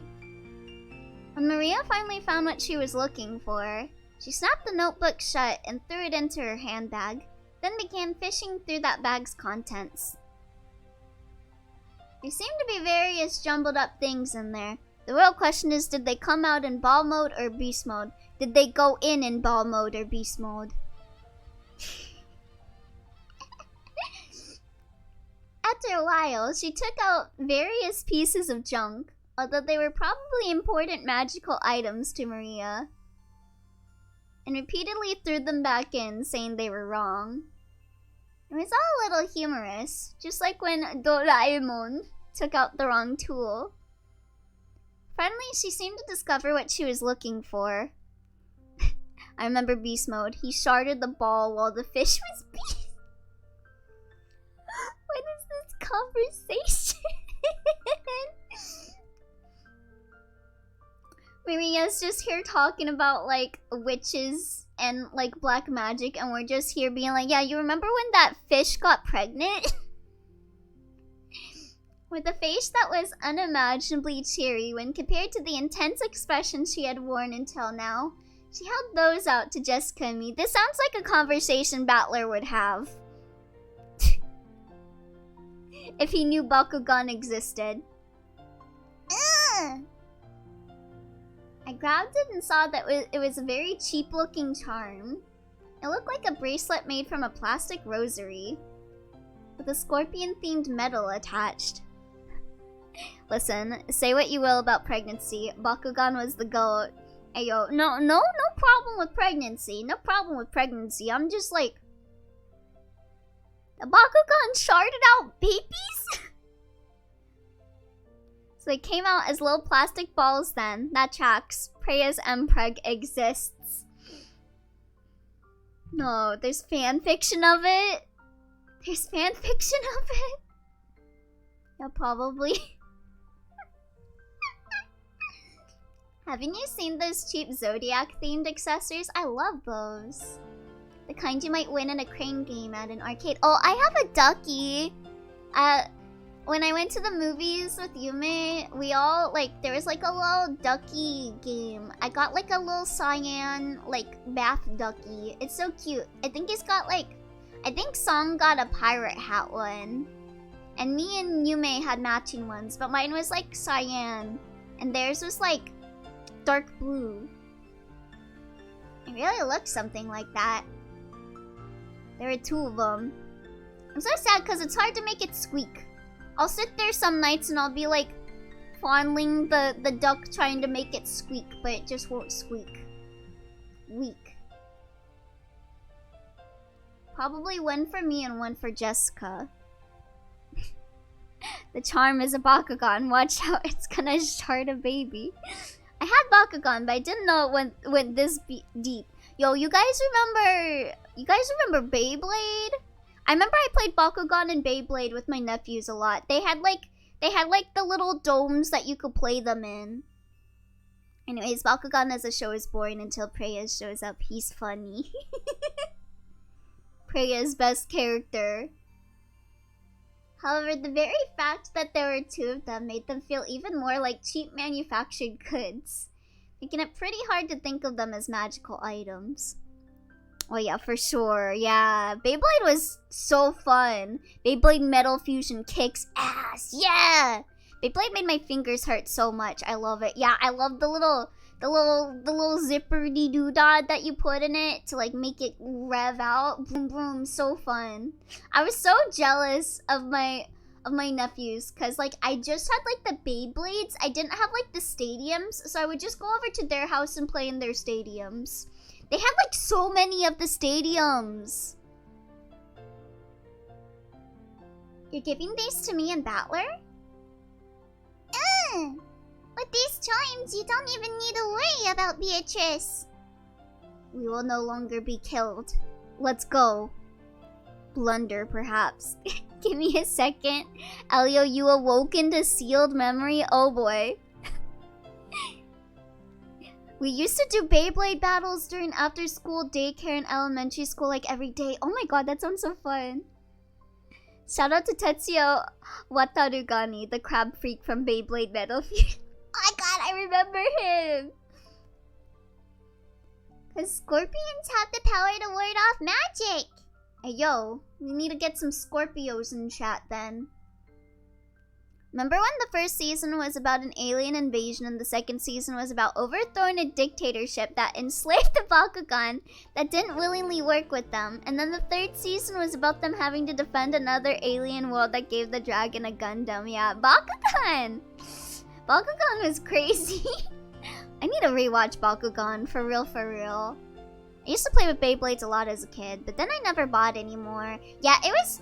I remember, like, at least in my area, it was hard to find Beyblades. Bakugan was weird. I need you to react to this. What is this? Oh, I love Inazuma 11! Hell fucking yeah, Kirby Monger. Hell fucking yeah. I'm so sad. People, like, hardly know about Inazuma 11. I loved Inazuma 11. Alright, let me... Where's my sound mixer? God, who is my favorite Inazuma 11 character? I remember I definitely really liked, what was his name? Because they had, like, 2 different names depending on, like, if you played, like, the localization or, like, watched the localization. Wait, why can't I... Oh, Nani! Oh, thank you for the follow, Shadow King 69. Thank you. Wuno was the best one. Let me see. Who was my favorite? I forgot what his name was. It wasn't Nate, was it? Was like his original name? Yeah, or not his original name, his translated name. Yeah, I liked Kazemaru. He's very basic. He's a very basic character, but I liked Kazemaru. Meanwhile, the main dude is just living in California. I would react to this on stream. Oh, wait. I'm so dumb. Okay, there we go. I got the volume mixer working. Okay, what is this? Beyblade Moses. Very interesting. Okay, let's see. I'll react to Beyblade Moses. Alright, let's see. Sorry about this. I getting off topic with Umineko, but Beyblade Moses though.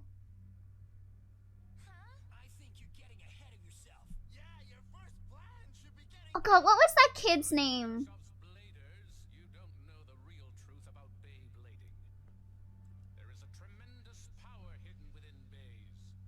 Bays.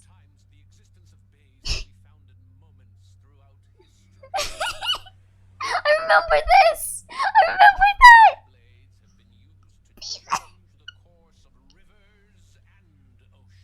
I remember this scene! Oh my god! I forgot about that! Beyblade Moses split the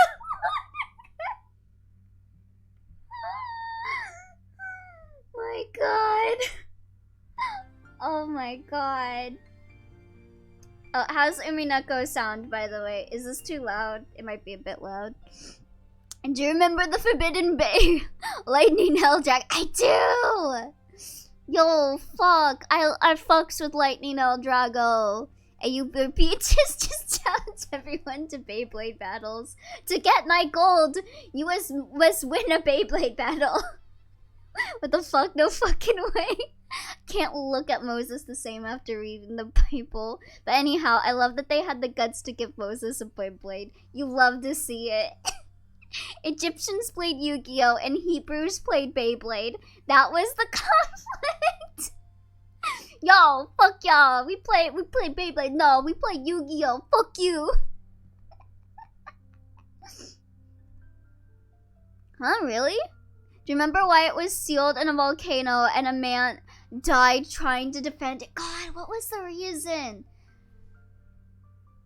Was it because it was like gonna cause like a cataclysm if it wasn't sealed? Or am I thinking of something different? I didn't know scorpions could do that. It spins left. Oh, that's right!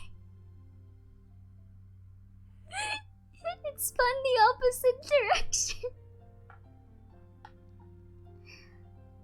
Huh? Really? Didn't know scorpions could do that. Oh, Ballet doesn't believe. Oh. You don't believe in Lightning El Drago, Ballet. It said too much and angered Maria again.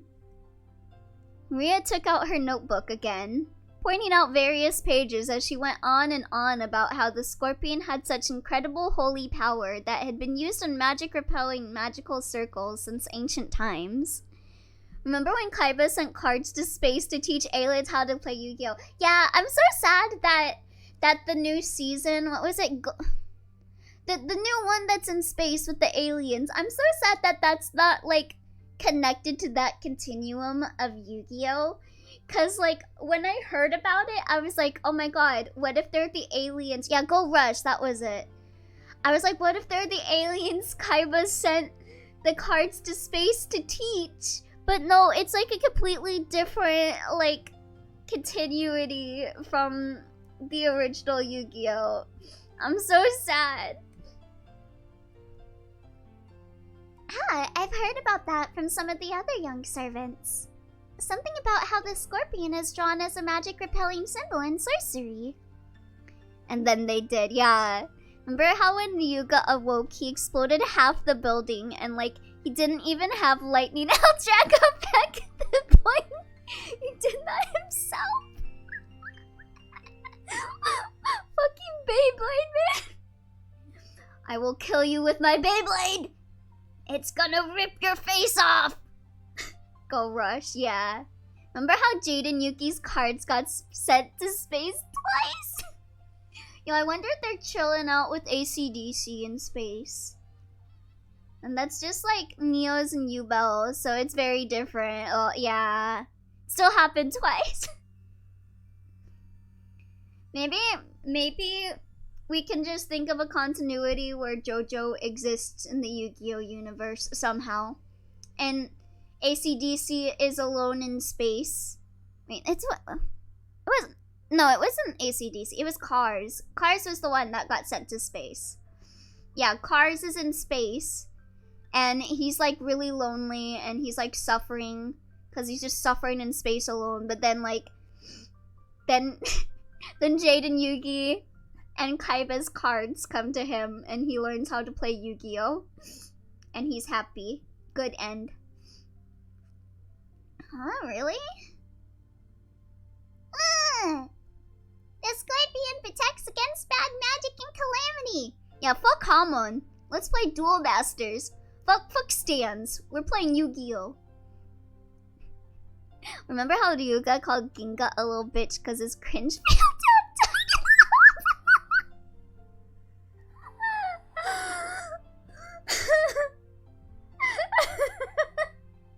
Remember how Yubel gave a man 2 heart attacks? What the fuck was up with you? God, this is sending me. I forgot about all of this shit. My god, children's anime is in a league of its own. An emerald brings peace to the heart. Therefore, its effects are twofold. Ew. It's true. The scorpion wraps around the emerald and protects it. Yes, that certainly does sound like it'd work well. It's wild. It's like 2 scenes, but Yo, he's light Yagami. I really wanted to make fun of those worthless-looking charms, but as I watched Maria explaining with all of her heart and realized that she'd found them for our sakes, I started to feel like it might actually work, even if it was just a prize from some game center. Jackie, if you are watching, can I request for you to get me some PNGs of Maria? Because I'm pretty sure I know what I'm gonna make the thumbnail for this VOD of Maria playing Beyblade. The material quality of the charm didn't matter. What mattered was the strength of her feelings. Even I didn't think of myself as the sort of loser who'd laugh at something like that. Okay, thank you. I apologize to Beatrice, Selma, but even if I do end up getting cursed, I'll be safe now thanks to Maria's charm. Right, Jessica? Aww. Kid Jaden is playing with like his neighbor, and his neighbor wins because the 6-year-old is trying to use Yubel. So he says, maybe try using a simpler card. So Yubel gives him a heart attack. Then Jaden visits him in a hospital because Jaden has no other friends. And Yubel gives a heart attack. Remember when a dude chained Yuki and forced him to duel in his... I remember that! That was that from season 0? So Yubel was then launched into space and encountered the light of destruction, which made them evil. Jaden forgot all of this part. Oh, it was season 3. Oh, maybe they reused it? I could have swore I saw something like that in season 0. I watched season 0 kinda recently. Oh, okay. Yubel is in GX, not... Yeah, no. I'm talking about, like, the Yugi, saw trap thing. Did you have a preference on which face Maria makes for the thumbnail? Either pissed off or having fun. I just remember a lot of, like, season 0 and just, like... There was, like... Was there, like, a compensated dating episode or something with, like, God, the one, like, purple-haired girl? I forgot what her name was. Yeah, that's right. Thanks, Maria. Ugh. Wear it on your arm when you want your heart to be at peace. GX was so wild. I love GX. I never did watch the final season, though. I need to get around to that. Remember when Zane got owned so hard he had to duel in the weird BDSM duel club where a guy who baby talked kept beating his ass, which made his shock collar go off? Even after winning, Zane did not remove the shock collar for months? What? He got really into it. Oh my god. Masochist much? Put it in your wallet and your money won't decrease. And then he made his deck way worse. Remember the dude that really wanted to fuck the Amazonian woman, but she would not marry him because he lost the duel? Wasn't there like... There was like an episode with like a nurse or something, and like one of the characters gets like a crush on the nurse. And like she's like evil and is like dueling them or whatever. And then, like, it's revealed that she's like an ugly old man that's, like, using magic or something. God, it was something like that. If you hang it from a doorknob, bad things can't get in. It's a really convenient charm. What an incredible effect. She wanted to fuck Jaden because he won the duel. God. Remember when Bastion joined a cult, saw Jaden beat a scientist, and then took off his pants, yelled he was a butterfly, and vanished from the show for like 30 episodes? Wait, what? What? Ugly old man, I'm here, what's up? But yeah, I think I know what you mean. Yeah, that episode was a trip. But yes, hi Adamella, welcome. If Maria-sama gives it her confident seal of approval, then it surely must be reliable. Shannon-chan clapped her hands together, and Maria stuck out her chest. The GX White Power Cult. What? Did I, like, erase my memories of that? Did I make it to mutual family abuse? You did! Welcome! Would you like Maria looking like a gremlin or have a pierced one? Actually, I'll just send 3 sprites. Okay, thank you. She was totally in a good mood again. Society of Light. Oh my god. Came back to explain shit once they were in Monster World. What the fuck are you talking about? Yu-Gi-Oh! And also Beyblade and Bakugan. It's probably best if we let her lead the conversation a bit longer, if it'll keep her in such a good mood. Come to think of it, she looked a bit bored when we were getting excited about the hidden gold. Probably because she couldn't keep up. This place is only for whites. What?! Not the second time they went to Monster World, the first time. Okay, white power is kind of misleading. They just dressed in white. Well, okay. Because I don't remember that. Did I just, like, block that out of my mind? Or is that, like, a Season 5 thing? While eating the cookies, Kumasawa-san had baked. Jessica and I asked Maria this, and that about black magic. Remember literally anything about the Supreme King arc. Most insane shit. Wasn't most of the Supreme King stuff... are you talking about the red and yellow eye Jaden? I approve? Wait, what? What? Excuse me? What the fuck? Oh my god. Hold on. The fuck is this?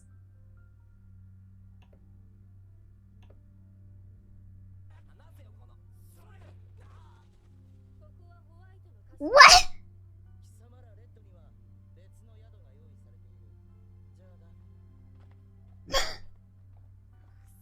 What the fuck?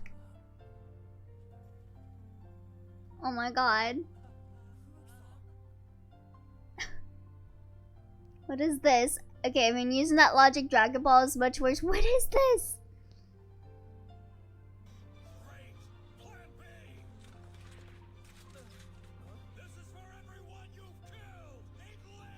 What? What? What? What the fuck? The hell? A Dragon Ball one is called the evil version of Goku was Goku Black. Oh, what? Bruh. Still love all the dumb dub jokes they made in GX though. Yeah, red, yellow, blue dorms. Yeah, the white dorm because the uniform. Weirdly enough, I like the PS3 sprites the most for Maria. Ooh. Oh my god. It gets requested a lot at conventions? What? A guy possesses Goku's body and they call him Goku Black. Why did they call him Goku Black? I'm gonna make a compilation of these things and force Elio to watch them on stream. Reaction stream. Someday. We got the meme stream coming. They call dark versions of a character black. Well, then call him Black Goku! is black! Bruh! The fuck? Maria happily chatted away in response to our questions. Each time, George Aniki and Shannon-chan would act surprised or chime in. The clouds in the sky grew darker and darker, but we cousins really enjoyed communicating freely after a year of separation. Frieza's most recent transformation is Black Frieza. He turns black. Eh? I knew I could never work between us. Not because you're a rabbit, but because you're black. I remember that. Ghost stories are classic. Wasn't there one that was talking about like giving a bunny a gun too in Ghost Stories? I love Ghost Stories. The dub is so iconic. Why does the principal look like a lesbian? Yeah, I watched the Ghost Stories English dub. Did I just feel a drop on my forehead? Did a bird just poop on his forehead? Or is it raining? I hope it was a bird. Huh? I wonder. As George Aniki rubbed his forehead, he looked up at the sky. Considering the color of the sky and the dampness of the air, it wouldn't have been odd for a raindrop to hit him. My fellow...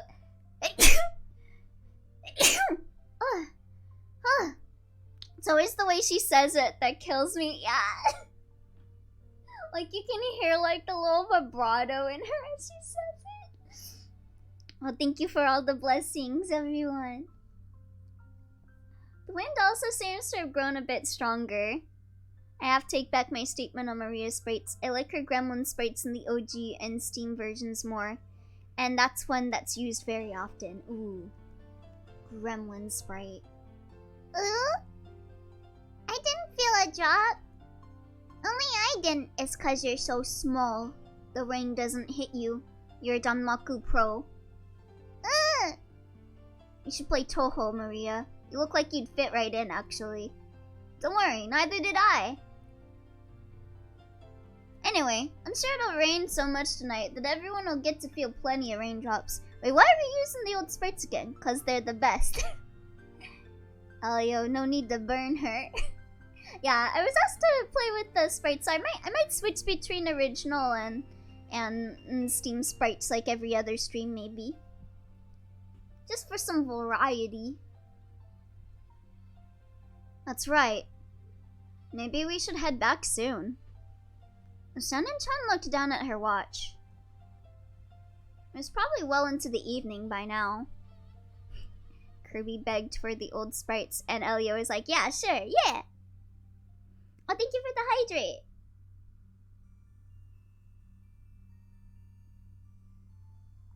Let me stretch out. At least I made it to an Umineko stream again. Yee!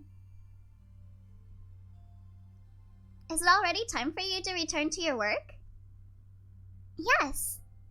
Thank you very much for allowing me to enjoy some time together with you all. It was very fun talking about Yu-Gi-Oh! Bakugan and Beyblade with you. Tell Kumasawa-san thanks for the cookies. Okay, everyone, how about with the cleanup? Shannon-chan declined our help, saying that this was a servant's job. But picking up dropped forks before the waitress has to is pretty much my purpose in life. Very good. We folded up the blankets, gathered up the trash, and helped clean everything up. Good, as you should. The trash is getting away! Thanks, Shannon-chan. I never knew Preya-san Pregrio.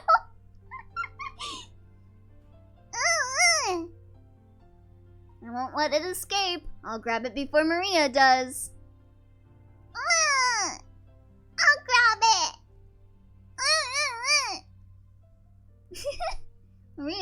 Maria just constantly, in the original, just looks like she's very tired. Girl needs a nappy. Maria, don't get your shoes wet. You'll get in trouble. To Maria, chasing after some trash sent flying by the powerful winds was just another game. Oh my god, a Sailor Moon clip. Oh god, that's gonna take me back. By the time we finished, the wind was blowing pretty strong. I feel like I haven't seen Sailor Moon since I was like 9 years old. That was like 100 years ago. By the time we finished, the wind was blowing pretty strongly. Probably a good time to head back. Maria has potato shit. You've all helped me out a lot. Thank you very much. Shannon goes back to the mansion horrified. She's asked what's wrong. So many in-depth conversations about fish pregnancy and casual unintentional racism in anime. Good god, are those children okay? Looks like you're really out of time. It's okay if you head back first. I think you have some trauma you need to process after all this conversation, Shannon. Dear Janiki perceived from her hurried appearance that very little of her free time was left. Of course they're not okay. They're Ushinomiya family. That's true. That freak is named Battler. You think he's okay? He is not. God, Battler. Kenji-san's very strict about time. If you don't show up where you're supposed to be at the right time, I bet he'll be pissed. Well, see you later. Do your best with your work. Yes. And then, if you'll excuse me. When were you people talking about fish pregnancy? When we were talking about Bakugan? Umineko when they cried, divorce and custody arc. After making a respectful bow, Shannon-chan ran towards the rose garden. Okay, let's head back to the guest house. We can watch TV or something and relax a little. Wanna watch TV? Wanna watch Bakugan? Wanna watch TV?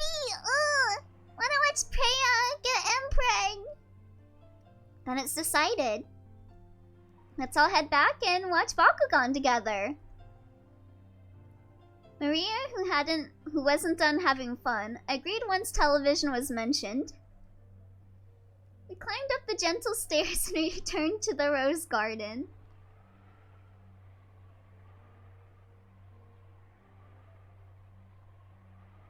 The wind had grown very strong, and roses shook throughout the garden like ripples on the water. Maria needs to see Foscar, the funny fish. This might be our last chance to see these beautiful roses. But tonight's typhoon ruins them. These roses might be done in by tonight's winds. You're right. Still, I think the roses were pretty lucky. After all, they got to welcome all of you before the typhoon. All flowers lose their petals eventually. I don't like how you're saying that with your glasses all fogged up there, buddy. But that means we can admire them even more when they're in bloom. That's right! Oh, that's another thing that annoys me about the PS3 version. All the backgrounds are drawn art instead of photos. Them photos used up half of the dang budget. What? I love when VNs use like photos and they like put like a little filter over them. I did that in my own VN. If you were ever curious about certain backgrounds in it, they were photos that I put like an artistic like little filter on to make it look a little more cartoony. Maria, burn this image into your eyes. At this moment, they're the best roses of the year. Burned into eyes. It hurts! Right then, Maria suddenly clapped her hands. It looked like she'd remembered something. I'd go more in depth, but like, can't until you read more. Lol. Oh, okay. My rose. The typhoon will send it flying. Oh, you mean that sad-looking rose Georgianiki marked with a ribbon? Maria apparently remembered where the rose was. She ran at full speed. The rest of us followed her.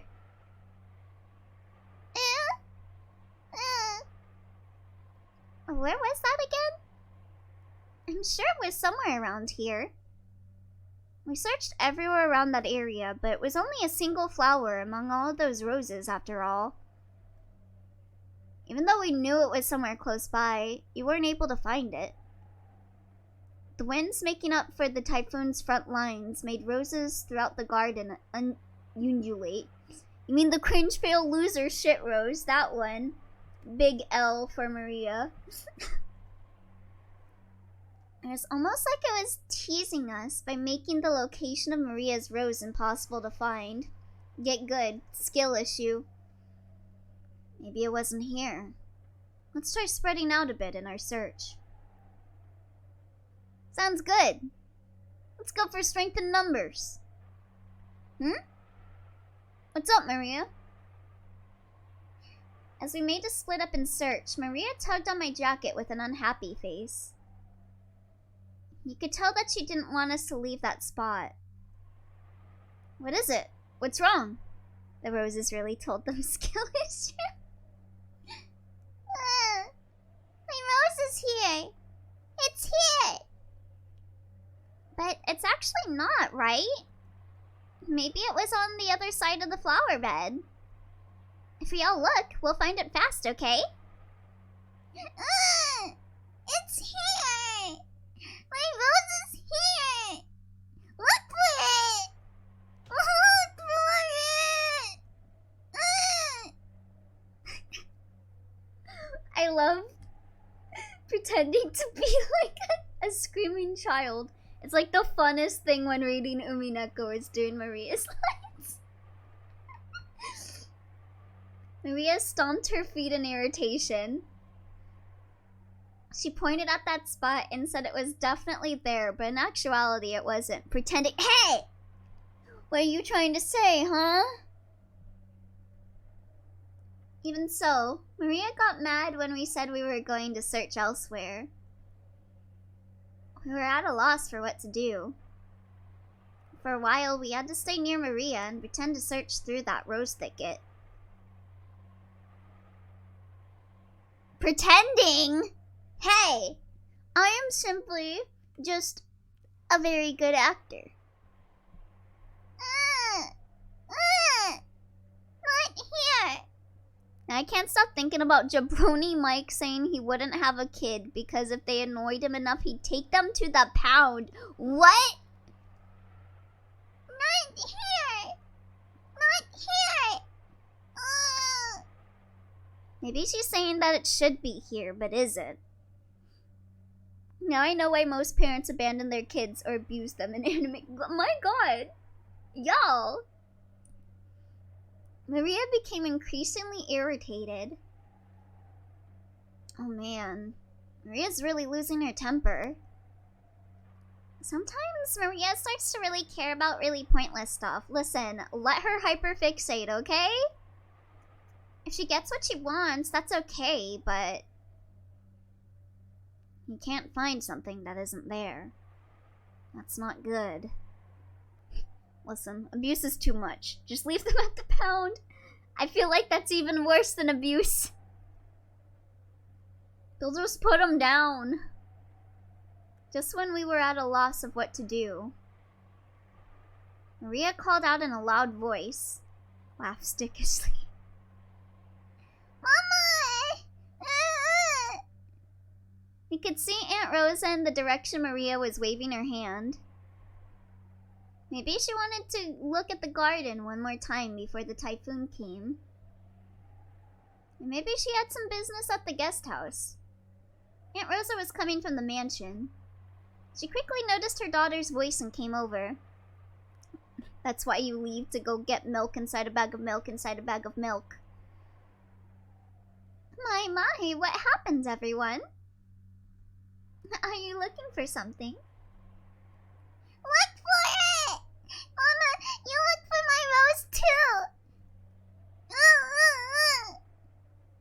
rose? She's gonna slap the shit out of Maria, isn't she? We found an unhealthy rose around here and marked it.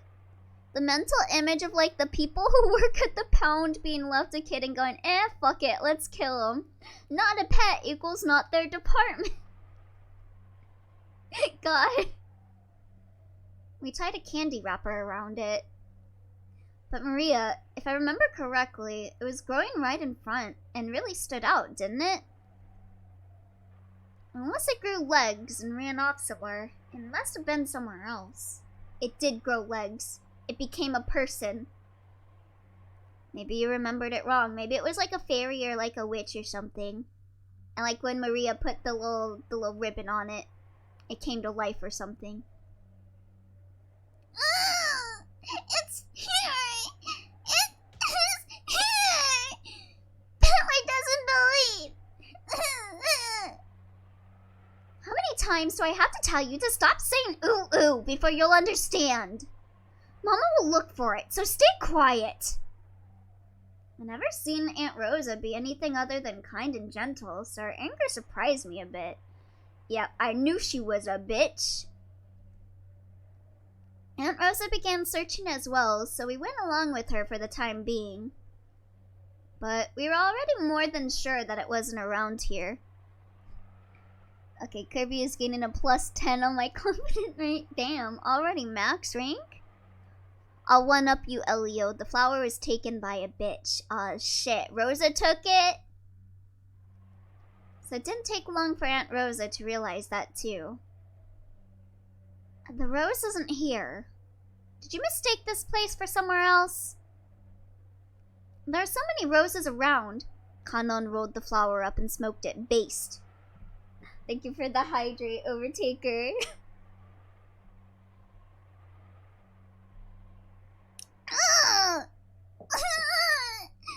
That's wrong! It is here! Mama doesn't believe! I already believed you and looked hard for it, didn't I? But it isn't here! But it is here! It is here, but it isn't! Then someone must have ripped it out. Anyway, stop saying ooh ooh. Who ripped out my rose? Who did? Tragedy of Maria lived before era of Game Boy. She didn't have Pokemon. Give it back! Give it back!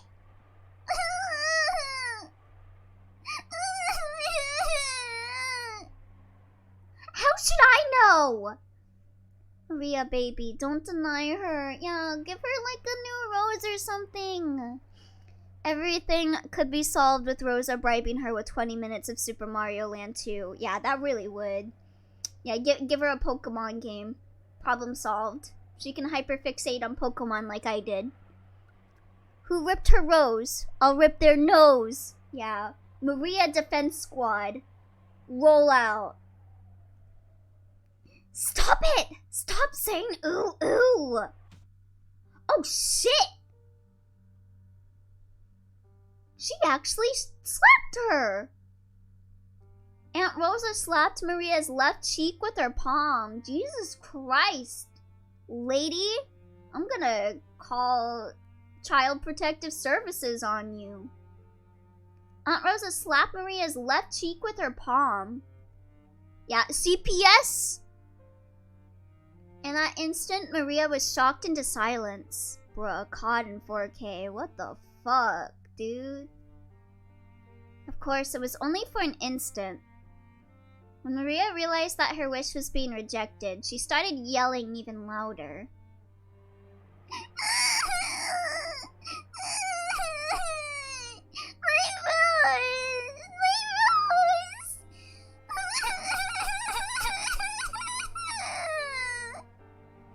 Didn't I tell you to stop that weird habit? That's why all the kids in your class make fun of you. Cut it out! It's the 80s and she's rich. Ain't nobody gonna do anything. Fuck. Unfortunately, Japan's child protection services are backwards as hell. Yeah. Flashback to the Satoko chapter or segments in Higurashi. Ain't no CPS on Okanjima. Yeah, remember Higurashi's CPS? Yeah. Fuck that. Fuck that. They, like, had a whole squad roll up in front of CPS, be like, yeah, he is literally abusing her, and they didn't do shit. Once again, her palm slapped Maria's cheek. Stop! Stop! This time, she didn't go silent. Yeah, Ryukishi used to work in CPS. He apparently didn't like it. Yeah, no wonder he features that a lot in his stories then. 2-hit combo. Poor baby. She choked as she started crying and began to bawl in an increasingly loud voice. Aunt Rosa was clearly irritated and lifted her hand once more to try and shut her daughter up. Stop! Aunt Rosa? No. She's just a little kid. There's no reason to get so serious. I tried to cut in with a bitter smile, rubbing my hands together. But Aunt Rosa glared at me with a serious face, and I realized that I should have stayed out of this. This is when Rosa goes in for the Shoryuken. No! I'm sorry, but could the rest of you go back to your room for a bit? I need to have a little talk with Maria. No, you gonna get the belt out! Nobody believes in my rose! Even though it was here! Look for it! Look for it! Here, it was here! But it's not here! So you must have confused this place for somewhere else, right? Yeah, hitting her for crying after she made her cry. Yeah, that don't make sense. She met the soft spot twice. Oi. Maria calls the battler assist. Good play. It is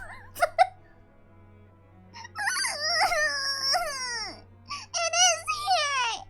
It's definitely here! Then it disappeared! Give it up!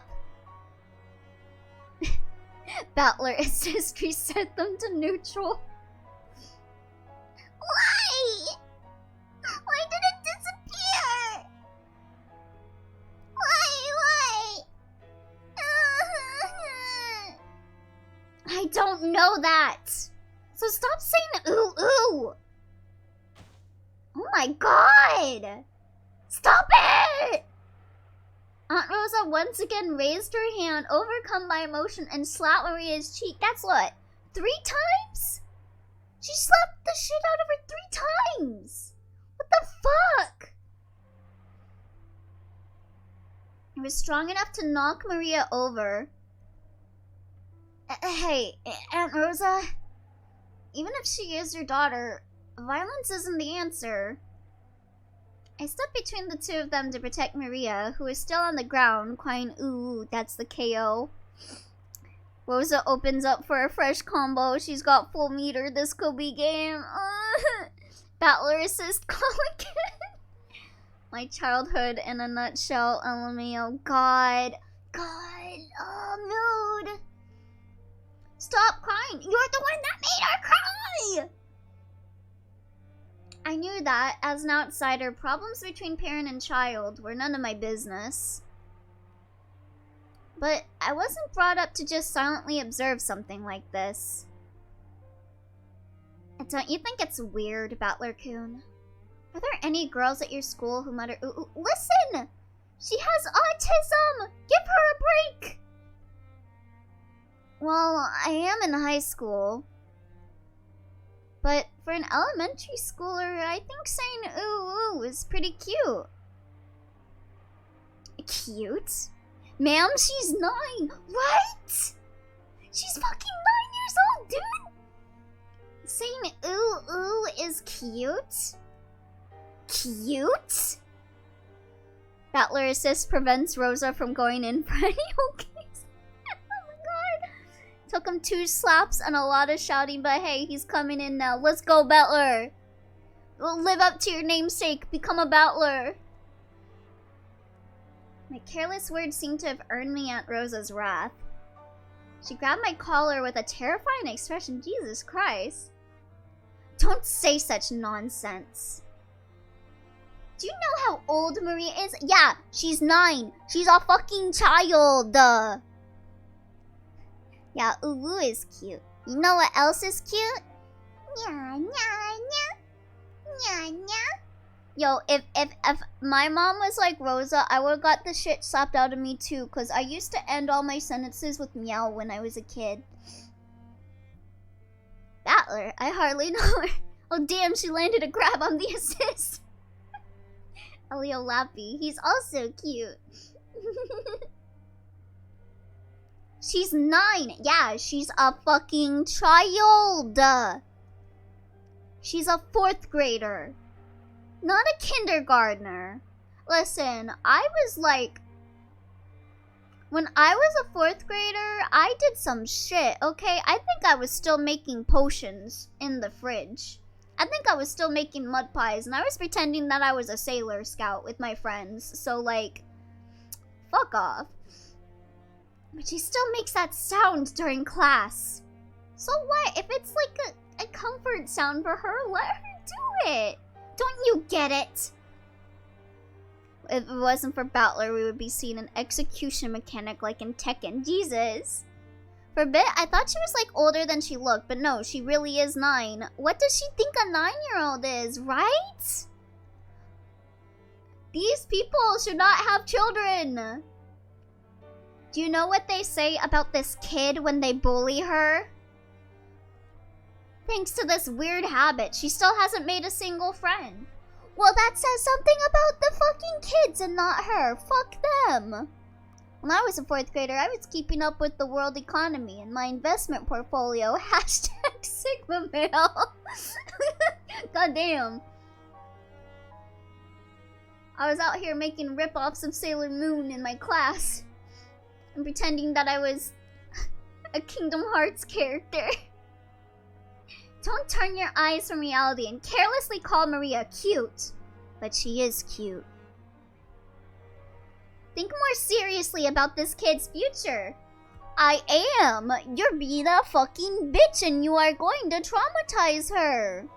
If she isn't already fucking traumatized.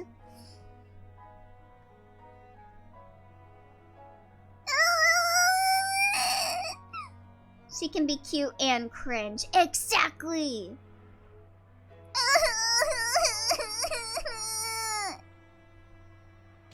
I told you, stop making that sound! Didn't I tell you to stop it? She's an Oshida Mia. She is guaranteed trauma, true. Aunt Rosa struck Maria's quivering head from which an increasingly unhappy voice was rising. She struck her? So like she didn't slap her, she fucking punched her or like kicked her or something? The fuck? I tried to stop it, but Aunt Rosa pushed me away. My back hit George Aniki. A long time ago. Aunt Rosa also thought of it as nothing more than one of Maria-chan's baby words. I think struck just means slap again. I hope it's slap. She went for the ochichi. Now that it hasn't been fixed even midway through elementary school, she's been worrying about it a lot. Maybe take her to get mentally evaluated or something. Don't fucking slap the shit out of her. Get her some actual help. How she talks isn't really that big of a deal, right? Asia's society is harsh and cruel and very conformist, so I get why Rosa is flipping out since Maria doesn't fit the mold already as it is for not having a dad. That never justifies beating the shit out of your kid, right? Bold of you to assume Japan's mental health system isn't crap. That is also true. God damn. the fuck? Japan is really, really, really ableist, yeah. To the point mental illness is almost entirely disregarded, yeah. No wonder there's so many suicide rates in Japan. Held her arm back and waited till the strength bar reaches max and spammed X. Ugh. They do have a whole forest full of dead people, yeah.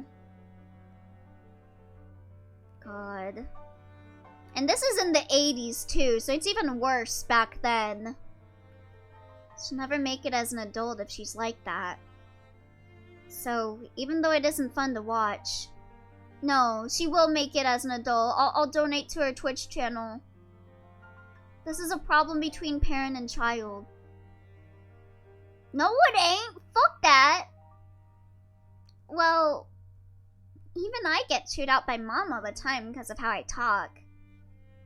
When I put it that way, maybe even a scene as painful as this isn't something an outsider like me should put in on. No, you should put in on it. Rattler-kun, when you were a kid, didn't you have any bad habits that you couldn't fix and that got you into trouble? Yeah, damn, George, that's fucking cold. Stone cold! I know, because my favorite... Yeah. That fucking video. With how my own mom never wants to go take anyone to therapy, I feel like it would just paint another target on Maria's back to bullet. That is also true. I remember, like, when I lived with someone, I mentioned wanting to get, like, mentally evaluated, and they were like, don't get mentally evaluated. You won't go far in life. You won't get a job if they find something is wrong with you. Like, bruh. Well, one or two... On Parents' Day once, I kept getting yelled at in front of everyone. It was embarrassing as all hell. Well then, you can understand how the two of them must feel right now. You still said big shit out of big shit? Why are you assuming she'll have Twitch? I don't know. She feels like she would be like a little spoingle that would play like Pokemon on Twitch or something. I'm sure they don't want us to be here now. You understand too, don't you, Jessica-chan? I don't think anyone likes to be seen when they're being scolded. Let's go. No! Don't leave her! She's gonna get the shit kicked out of her!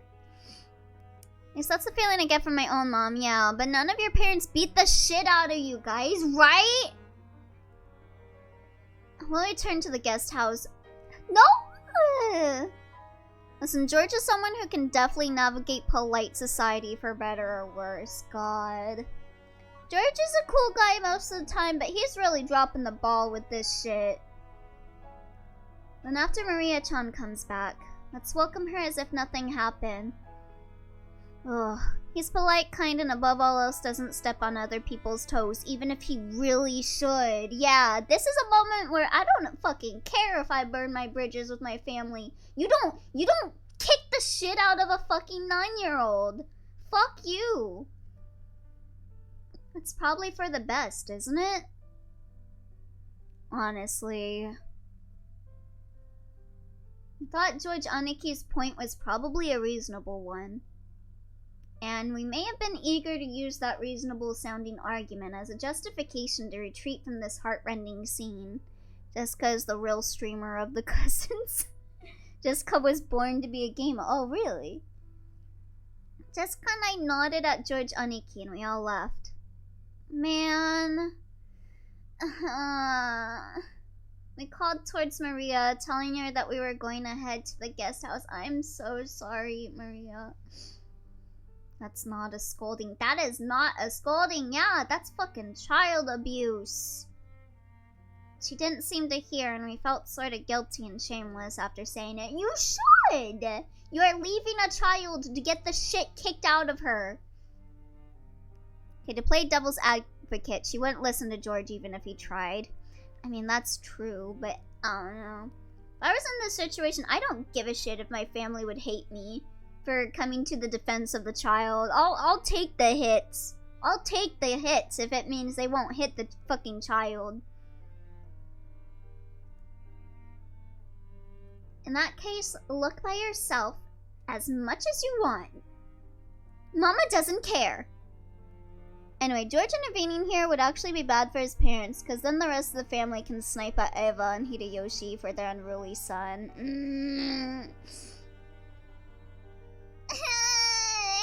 I'll look for it. I'll look for it by myself.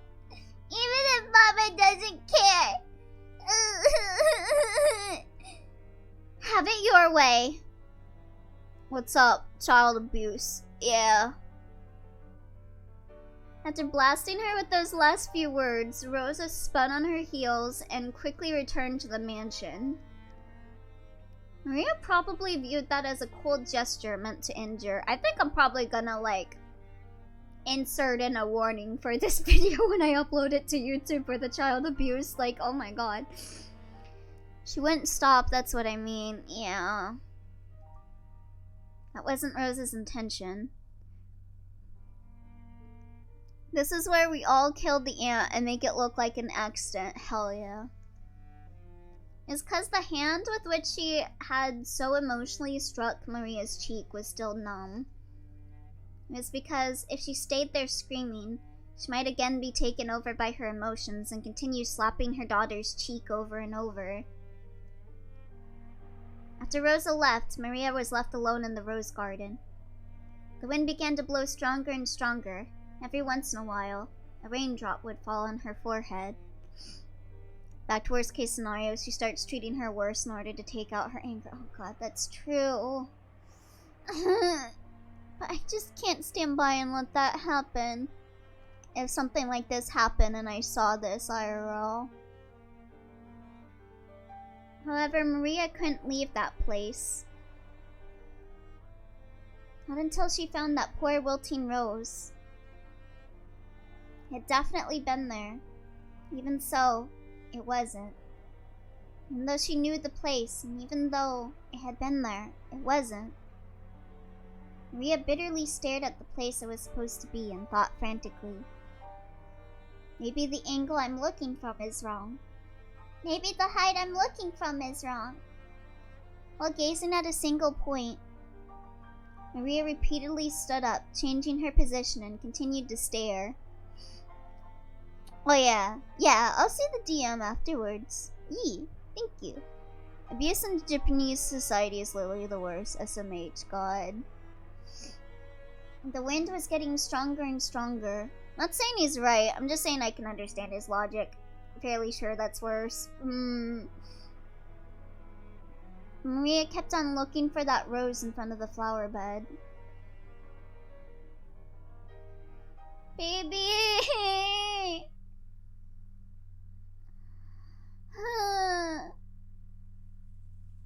My baby girl didn't deserve that. Alright. I think I'm gonna end here for Umineko. That was a lot. That was a lot of shit. That was a lot of shit. God damn.